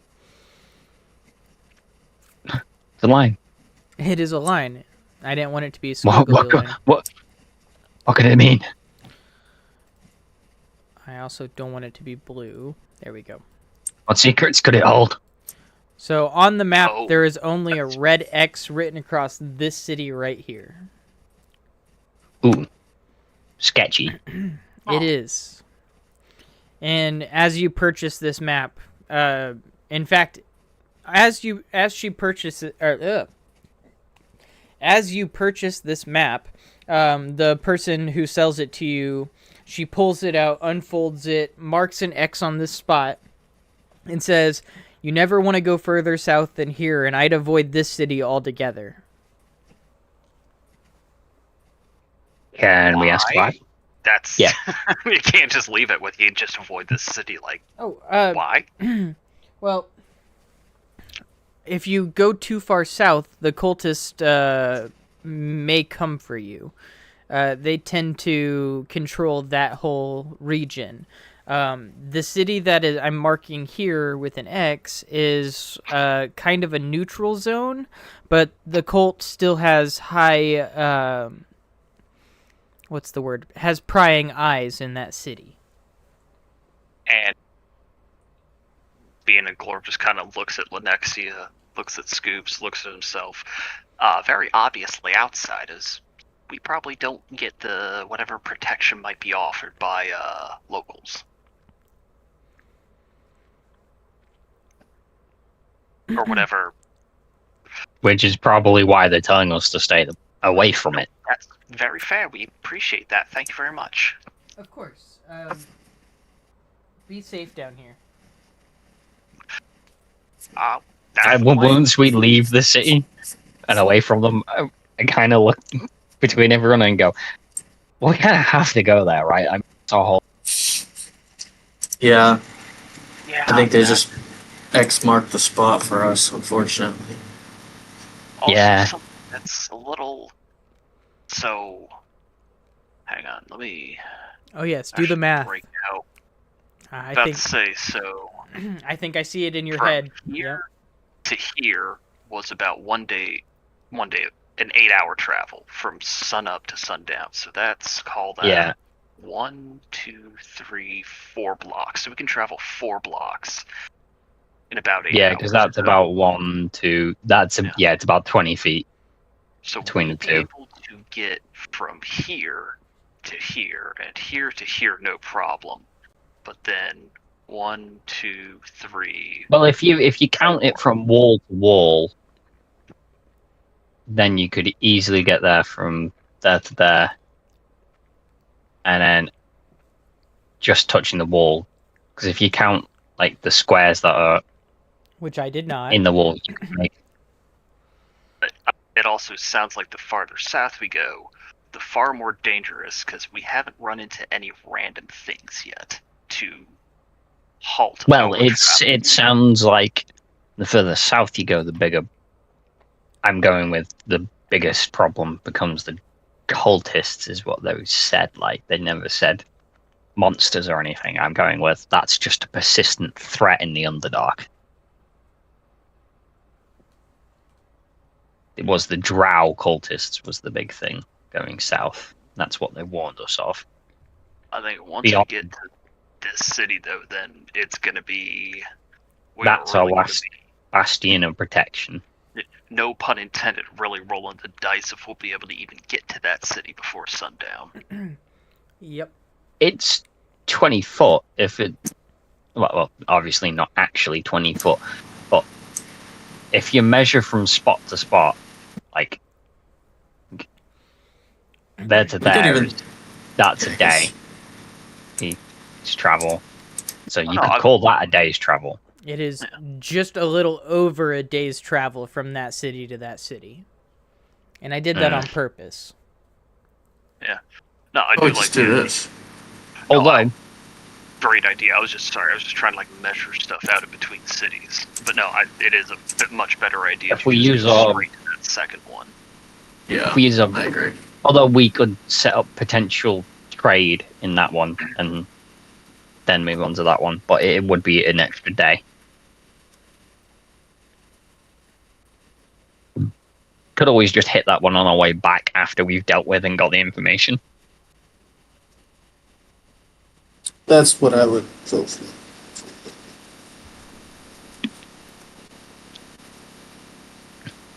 Although, if we time it right, we can use our brooms for 2 hours in that journey, so long as we time it right. We use them an hour just before they refresh, and then they refresh, regain an hour, and then we use them for another hour solid, and then we walk the rest of the distance. Oh yeah, those ones charge at dawn. So yeah, you could absolutely do that. Yeah, they recharge 1 hour every 2 hours, every 12 hours is what you said. So if you time it right, Yes. Okay, I see what you're saying. yeah. But yeah, they recharge 1 hour every 12 hours. We've got them for an hour. So if we time it right, use them an hour before they're recharged, their recharge hits, they immediately can then fly for another hour. Then we've got 2 hours worth of straight flight with them. That would work.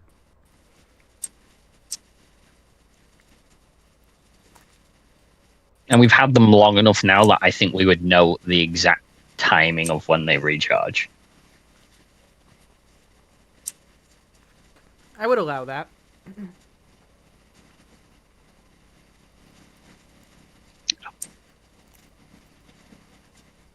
I would make it about a day's travel. A day's travel. They cut down So, yeah, the extra bit. it's slightly less than a day's travel to get from here to there. And then with the brooms, we could probably make it in a day to the other city. Yeah, that's what I was thinking. Maybe even Sure. slightly less than a day's travel. Depends on how much time. Well, depends on how much the DM lets us cut off the journey with our brooms.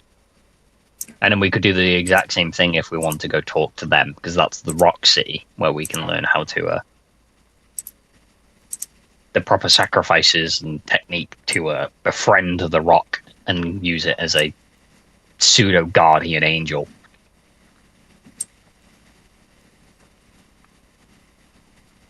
Yeah, I was gonna say that's even more southern, so I wonder if it's worse there. That bottom left. Well, that one's a deep gnome city. We know that one for a fact because they told us about it. Oh yeah, okay, yeah, that was already revealed. Okay, yeah. Yeah, that was already revealed. Correct. That's the one where the rock gets its sacrifice from. So we were already told it was safe to go visit and safe to learn about from and possibly trade with and so on and so forth. We were told that one was safe to interact. It's that one that we've been told we need to watch ourselves in, because it's a neutral city, which means the drow cultists are there, and it also means they have eyes and ears in the city. Indeed.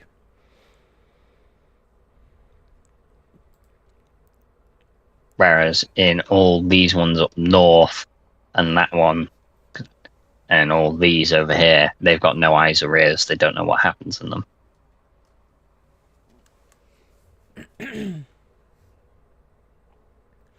All right, so we're going to head over to this little small walled-in area here. Yeah. All right. I mean, it wouldn't even take us a day to get there, considering. Yep. So you guys take a day's travel there, you rest up. Not too shabby, nothing major happens. They are going to be very similar to the place you just went, except it's much smaller, so you don't have to worry about being limited to the area. There's just nothing there. So you stay in the night for the night. You spend your gold or your silver or whatever the hell it is. It's super cheap lodgings. You wake up the next morning, and you guys are headed to the city with the X. Yep.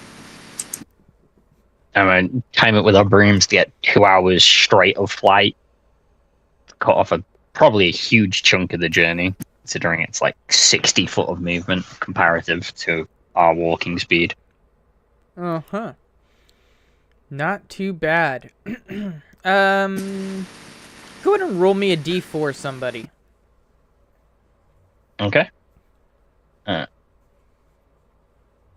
3. Nice. That cuts off 3 hours of travel, which is actually just what you needed to make it there just before dark. You make it to the city just as, well, not dark, but as night falls. As dusk begins to arrive and night falls. Indeed. The city itself, again, has no guards on the outside. As you approach, the 3 lights flicker. The gate swings, the slides open. What brings you to the city? Shelter for the night. Of course. Become. Oh, okay. And he opens the gate. This is the neutral city of Tolarius. All fighting is prohibited here. If you are caught dueling, fighting, causing a skirmish, or any matter of physical damage is taken, both parties will be locked up for 3 days, and then thrown out and never to return. Okay, so it doesn't even matter who initiates it. Correct, and both parties will be banned. Quick clarification. What happens if someone attacks us but we don't attack or defend ourselves? Do we still get persecuted? Correct. Okay, wow. No reason to not fight back then if we get attacked.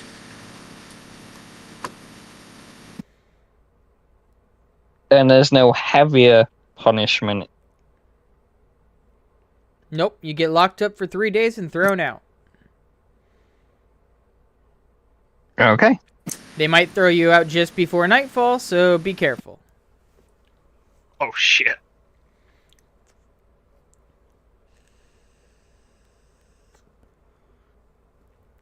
Understood the threat loudly clear. So even if someone tries to jump us and stab us, even if we choose not to defend ourselves, we still get chucked the fuck out. Correct. Lovely. Welcome to the neutral city of Telarius. Telarius. No D.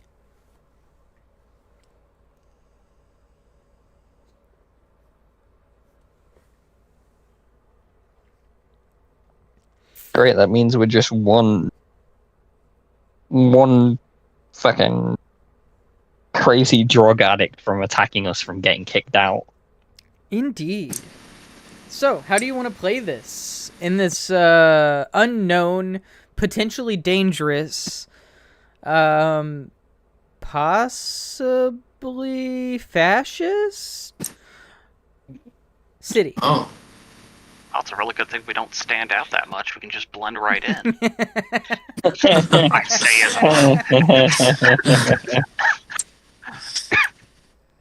kind of looking at Lenexia, looking at Scoops. Man, we had just the wrong... Ooh, we're just... not gonna finish that thought. We are likely so fucked. Well, you guys blend in better than I do. At least you have bones. Yeah, but also don't blend in at all, even as much as you, because, well, arguably I stand out. Me and Globe arguably stand out the worst, even though Lenexia is an elf. Because elves and drow don't tend to have good common ground or good even relations, so... It is true. I probably They stick don't out like- just as much as Globe. I was gonna say, I'm a Just half because elf. they're pretty. You'll also Half-elf probably might stick actually out be worse in their just as eyes. much. Yeah, I think. Depends on the god they worship.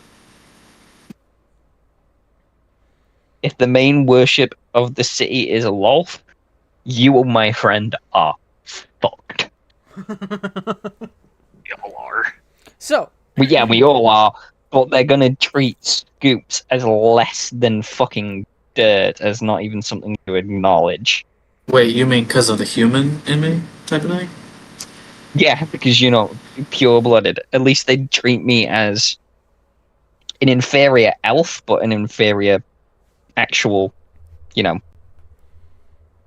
human, an inferior actual species. You wouldn't even be something to acknowledge to a Lolth worshipping. yeah. You'd more or less be quite literally prime slave material. Yeah, one more thing. As you guys enter this city, it is a big, sprawling city. Probably the biggest in the Underdark, at least this portion of the Underdark. Definitely the biggest city you've seen.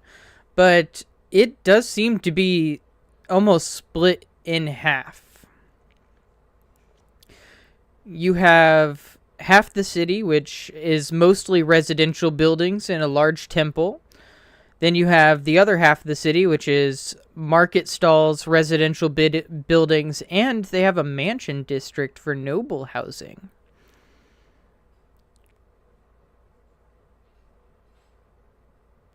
probably want to avoid that half because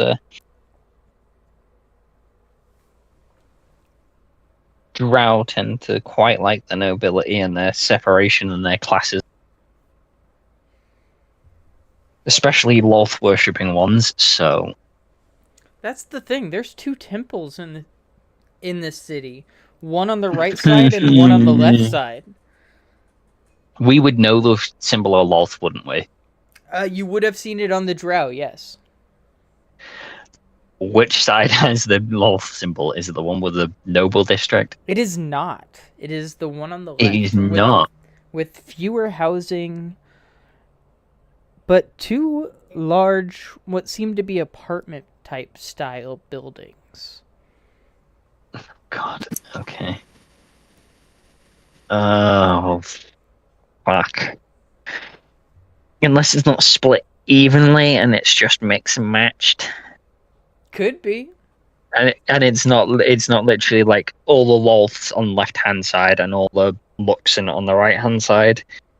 And it's just kind of fucking hodgepodge mixed together. It certainly could be. Shit. It's hard to say. I mean, the way the housing is spread out, you have your shitty, crappy houses over here, your medium houses over here mixed with the market district, and then you have your really nice houses over here. Then you have the Loth Church over here, and the Luxon Church over here. Then you have these 2 giant apartment-style buildings here and here. And then you have these random towers all over the place. And what's that right in the center there? That seems to be the city district. So that will have like the town hall, any of the paperwork and stuff like that. I'm sure they have gnomes working it. Okay. Crap. Everyone be vigilant, I guess.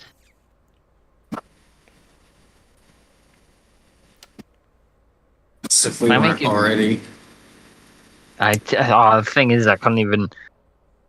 Most people are probably in their houses, seeming as it's all residential, so they're all probably sleeping for the night because it's just nighttime and all the nasty shit is out. I guess we find a tavern and we just fucking. I say rather than getting 3 separate rooms, we split 1 room tonight and just be fucking careful.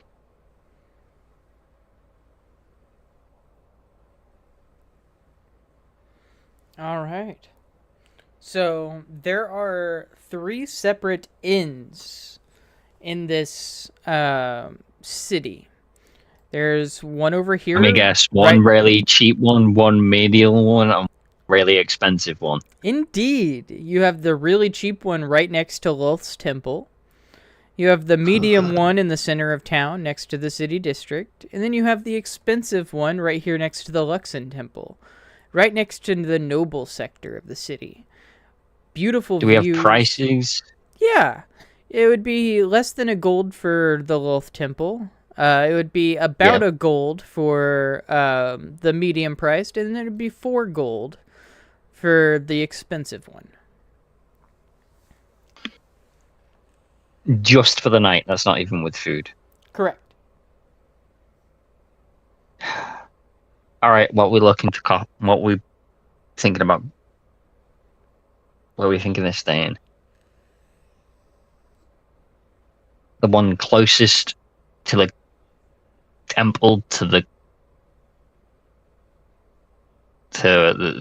Loth Temple, the one the closest to the Luxon Temple, or the one closest to the city center, city district center.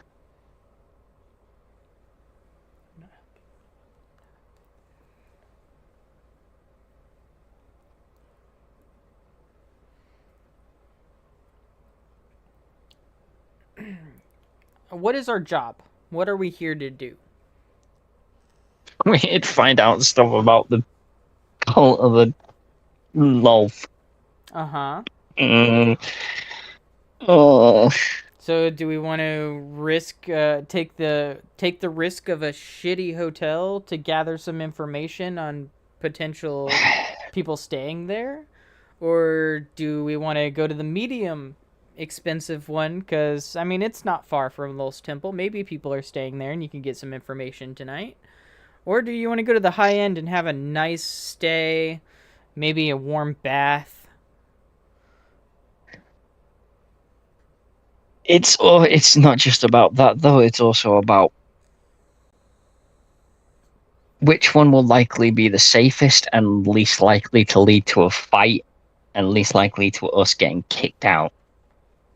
We also have to remember that anyone who picks a fight with us is also getting kicked out, so they really Yeah. have no reason to pick a fight with us either. And it's No, nighttime. but yeah, but we'd also get thrown in jail for 3 days before getting thrown out. They also never died, But and they never stated if they'd take our gear or not when we're thrown in jail, and if remember- we'd get it back upon being thrown out. Also remember, we're just travelers. We intend on leaving at some point. Other people Yeah, don't, so they have even more incentive to not pick a fight with us. I know. I just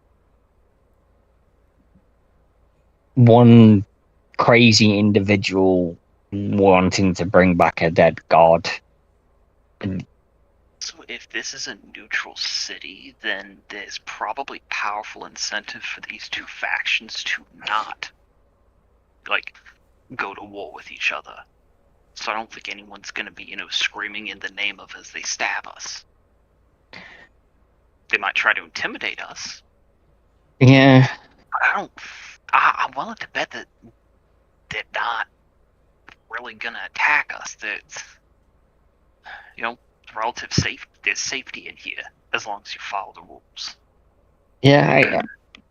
I guess you're right. I'm just a bit like if it was we started the fight and we got kicked out. If it was whoever starts the fight gets kicked out, I'd say go for it because then we can just not pick the fight. We can let them throw the first attack or whatever. But it's the fact of even if we get attacked, I can't control or predict other people's actions, and that is setting me off. There's also the knowing that that if they pick a fight with us, we are gonna get kicked out as well. What incentive do we have to not hold back? Yeah. They also left a lot of room for interpretation. They never said whether they would remove our gear or not when we're imprisoned, whether they would give us our gear back when we are forcefully removed, whether we would be forcefully when we were kicked out, if it will be day or night. And they never said whether, depending on the severity of the violence, whether we would receive food or not across those 3 days, whether how well we defend ourselves or if someone dies determines whether we're kicked out at night. Alexia, at the end of the day, if somebody is crazy enough to pick a fight with us, there's nothing we can do about it. And that's all there is to it. It's out of our control. We'll defend ourselves. We know that we're going to leave. I mean, shit. If it comes down to that, we can just ask the gods if we can just leave right now. Yeah. Skip the prison, or skip the jail sentence. We'll take our exile. Just run away from the fight too. There is that. But somebody pulls a knife out on us, then there's nothing we can do about it. We can sit here going back and forth of whether or not how vague the gods left it. And of course, they're going to leave it vague. It's a threat that they intend to back up. If they start giving you specifics, then you start weighing the pros and cons. Yep. So I'm willing to bet that even the locals, like, Any travelers, even the locals, are told the same thing. And hell, they may not even know because they probably want to keep it all hush-hush. Because again, if you know for certain if they're going to take your stuff, they're going to give you food, what time of the day they're going to let you out, you start really weighing the pros and cons of stabbing someone. I say we go with the middle. I say we go with the middle of the road place. The middle sounds the best for, in my opinion, too. Even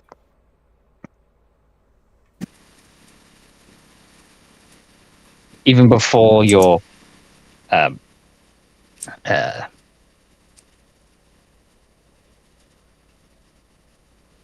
help in calming me down and helping me come to terms with this. Yeah, the middle or the middle was the most likely, because the most expensive one would be too far away from any knowledge we would need to learn, and then quite frankly, it's quite expensive just for a fucking place to sleep. Especially for 3 commoners. Yeah, and plus there's every chance that it's filled with hoity-toity, possibly traveling nobles or nobles on holiday. Indeed. And they could just talk down to us and look down at us, and I don't want to deal with that. So it was always either going to be the middle one or cheap one. I don't think the cheap one's worth the risk. Salty, what do you think? Well, we are, looking into the Drow cult, but that doesn't mean we have to make it easier for them to come to us. I say we visit their temple during the daylight. I like that idea. I suppose, we don't exactly have to draw attention to ourselves. Well, we are genuinely curious about their religion. Makes the most sense to go to a temple to learn more. Fair enough. Yeah, like how do you worship a god that's dead? That's what I was thinking. Perfect. So good plan. So middle of the road inn for 1 gold for 1 room. Do we share 1 room for safety in this unknown place, or do we actively get 3 rooms? I mean, I don't need a bed. You can just give me the wash basin, preferably. I don't sleep. Oh shit. I thought half elves did need to sleep. I thought half elves did. I only need a 4-hour meditative state. I'm a full elf.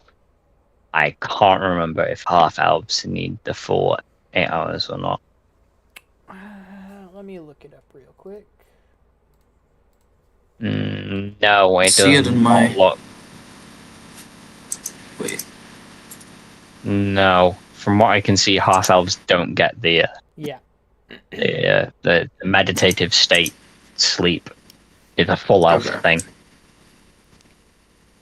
Yep. Okay. So you do need to sleep. So you and Glorb can sleep comfortably in let's call it a 2-twin room, and then Lenexia, you can do your 4-hour trance. Easy enough. Half elves don't have the trance feature, so yeah. So you guys, are you guys going straight to the room, going to bed, or are you guys gonna get some food? What is our plan? We should probably. Well, we spent the whole day traveling here, probably either barely stopping to eat or not stopping to eat at all. So we definitely need food. Yeah. Yeah. Also, we came here to specifically not the nicer one to see if we could get knowledge by talking to people. Well, maybe not talking to, more overhearing people would be the better way to get information. Yeah, just like snooping. Okay. eavesdropping. to the yeah. door. But yeah, get food and just listen to see if we can pick up any conversations from any possible drow cultists or anything to do with them. Okay. Just listen to other people. Either 2 people roll perception or 1 person roll with advantage. Who's got the highest bonus on perception? I've got 4. I've got 0. 2. So you can. So I'll I'll roll with advantage then. Yeesh. I got 12. Eek. Over the course of the dinner, you don't hear too many conversations specifically about Lolth, but you do pick up one that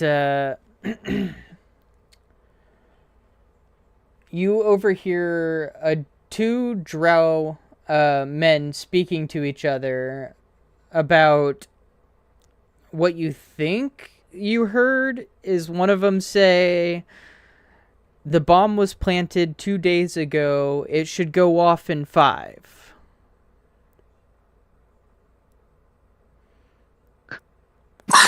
Did I hear a location? No. I think we should follow these guys out when we see them leave.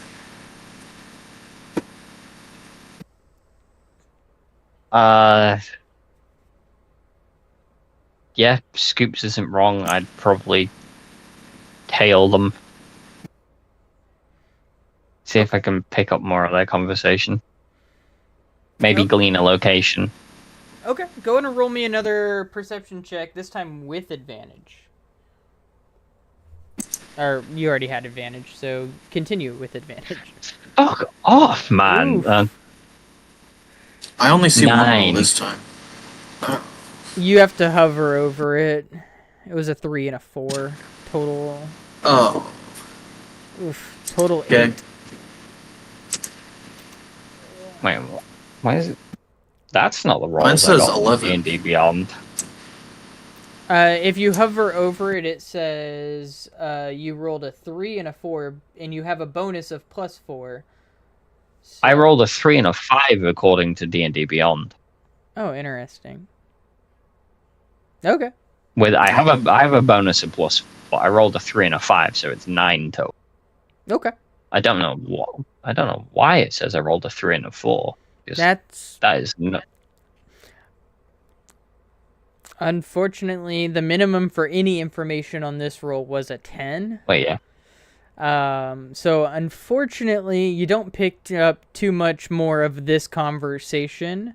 If you, instead of going to your room for the night, decide to follow them out of the inn, you might be able to tail them, depending on how long you want to stick around outside after dark. And on my own. Scoop on the tail. My stealth's not bad, so I think Scoop. Is everyone of the opinion that we tail them? It doesn't even have to be all of us, but it probably should be if we decide to.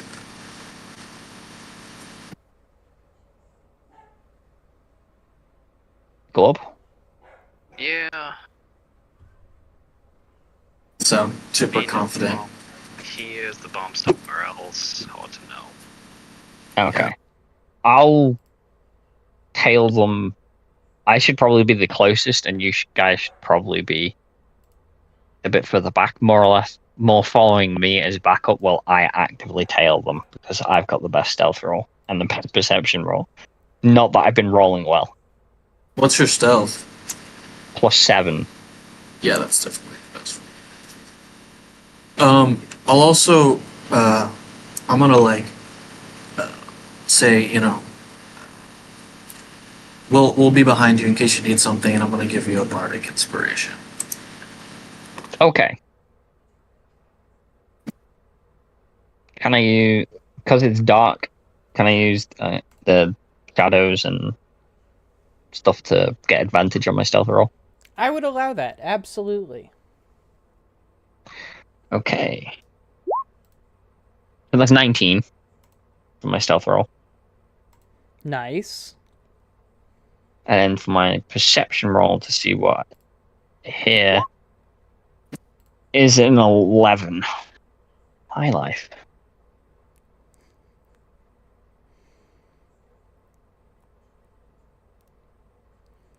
Oh, I'm going to roll the 1d6, the bardic inspiration. My perception roll. Not a bad idea. That's a 1. That makes 12. Oh my fuck. At least you get a little piece of information. It's not much, but you do find out I that give away my free reroll. Everything is determined to make it so I cannot hear this information. Can I give away my free reroll? I will allow you to give away your free reroll if you want to reroll for more information.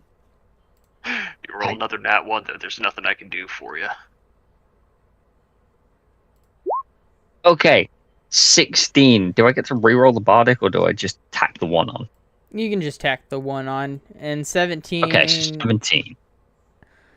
17 does give you more information. So as God. as you are following them, they end up going to one of the random towers that you see scattered about. One over on the left side in the poorer area of I'm going with that one. I'm not on that map at the moment. I'm currently Oh, okay. Sorry, I'm uploading the tower itself so you guys can go inside. Alright. They're going into this tower right here. Yeah, that's the one I pinged. Okay, cool. Yeah, because that's where the inn is, so I gathered it was going to be that one. Yep. So as you are following them, listening into their conversation, they talk about how a bomb has been planted inside of the temple of the Luxon, and that in 5 days it will blow up, and the cult plans an attack on the city. This city? On this city. Fucking hell, okay.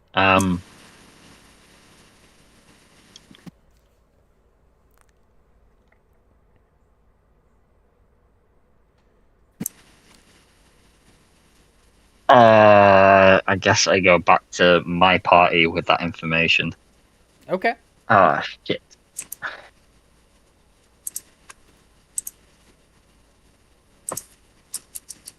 Do we tell the guards? Would the guards believe us?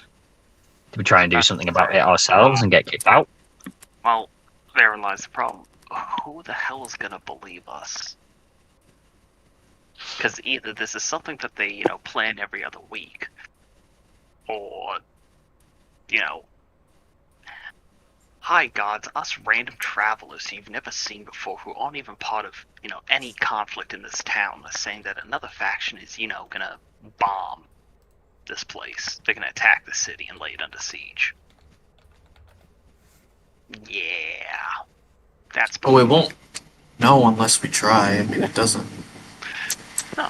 Plus, You're if right. we try and then they don't believe us, when it does happen, we can go, I told you so. Yeah, that's the See, most I important know, part here but- is to say, is to say. No, but we could trade that for potentially not going to jail, depending on who we tell. The only problem becomes, How do you know if you can trust the guards? well, yeah, that, and Oh no, the DM said that. yeah, Sure. How do we know if we probably can- have their own religious loyalties? yep.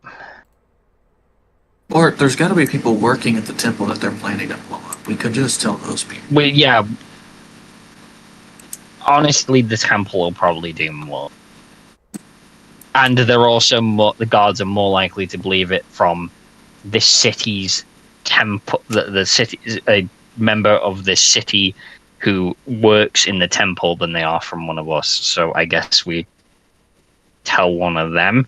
We just have to hope. I guess we have to hope there's not the person we tell is not a drug cultist, a loth cultist, disguised or deep undercover as one of the Luxon priests. Yeah, it's really hard to know who you can trust in an unfamiliar city. So, we're going to the Luxon church then. We're going to go tell a priest there. That would be our best bet. Attempt to find someone who believes us, someone who can. Did I overhear a location where the bomb was planted or not? Not. All you know is it's in the church somewhere. In the church somewhere. Okay. Yeah. I guess we got to try and tell someone. Okay. Well, there are 4 priests in the church. The first one you come across is priest 2. How about we each split and we each tell one priest? Okay. And yeah, that could work. So, okay. So the 3 of you are each going to tell a priest. Is somebody going to double down and tell the other one, or are we just telling 3 of them? I will. Actually, I think Scoops. If anyone should double down, it should be Scoops that doubles down because he's probably got the best charisma. I think Scoops would definitely tell the other one, even if the other people, even if Gloria. Or we can gather all 4 of them, and Scoops can say to all of them, and we can give Scoops advantage by helping him. How are you going to get them all together?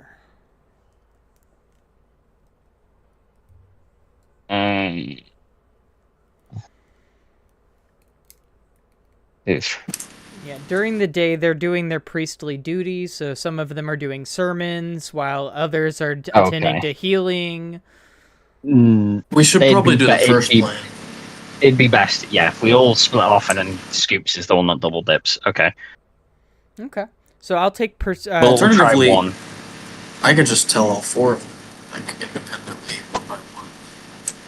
If you want to do that, I will allow you to make either 4 charisma checks or 4 persuasion checks if you're trying to persuade them to help you, or if you're just letting them know.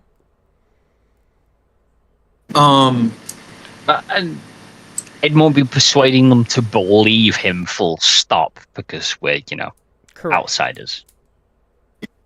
So, if you've got proficiency in persuasion, I'd suggest doing persuasion, and then me and Globe can help, and then that can give advantage, and then you can just go to each and every one of the priests and let them know. Yourself bardic inspiration.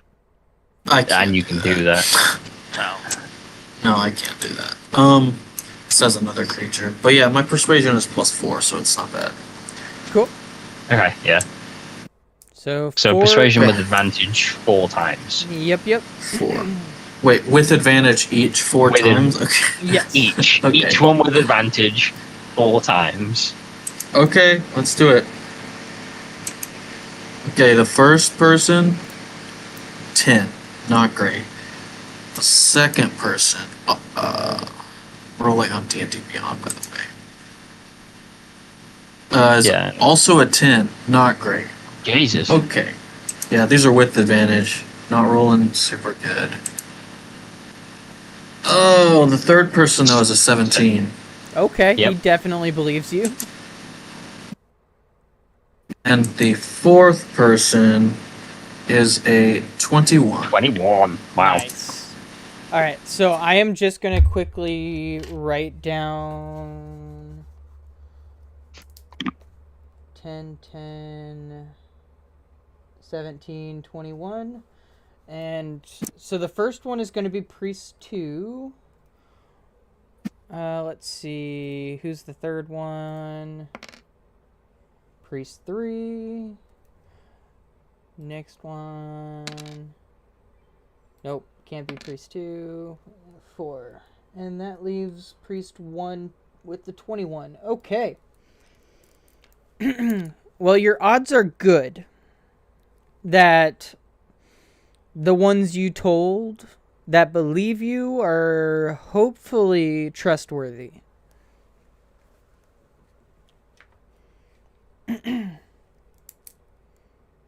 Good stuff.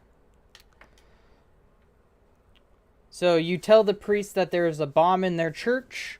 Things frantically happen, but then the guards are brought in and the whole place is torn up looking for said bomb. As it turns out, in the organ built into the building itself, there is a bomb placed inside the pipe chamber, where the diaphragm, basically, so that the next time the organ played, which would be in 5 days due to services, the bomb would explode, killing everybody inside the church during the whatever service was happening. Okay, so now that we've The information also includes the attack occurring in 5 days upon the city from the cultists. Yeah. Correct. Which still And could now happen. that we've found the bomb, the guards will almost certainly believe, because there's actual evidence that the bomb was going to go off. That means the attack. Yes. And the cultists will know that someone knows of their plan. Which might not matter because they're probably still planning the attack, but they could, if they see the bomb not go off, they could change their plans and maybe not attack. Yeah. It all depends, but either way, they'll be prepared for an attack, is what matters.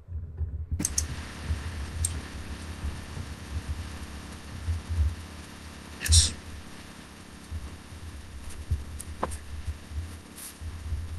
And as a whole, we will not be seen as just random outsiders. We will be the people who saved the Temple of the Luxon and stopped the entire city from getting ransacked by drow cultists. Indeed. This should definitely improve your guys' standing within the Underdark. And probably within your own settlement as well, as the Duchess seems to take a liking to you. Mm-hmm. Well, that's great. We can always use more allies. Indeed. So, I think this is going to be a good place to wrap up for the week. Next week, we will Cool. go into probably finding more information out about the drow, possibly waiting 5 days to go see about this attack, maybe leaving the city before the attack so that we don't get involved. Lots and lots of Maybe options. offering ourselves to help defend the city. I don't know.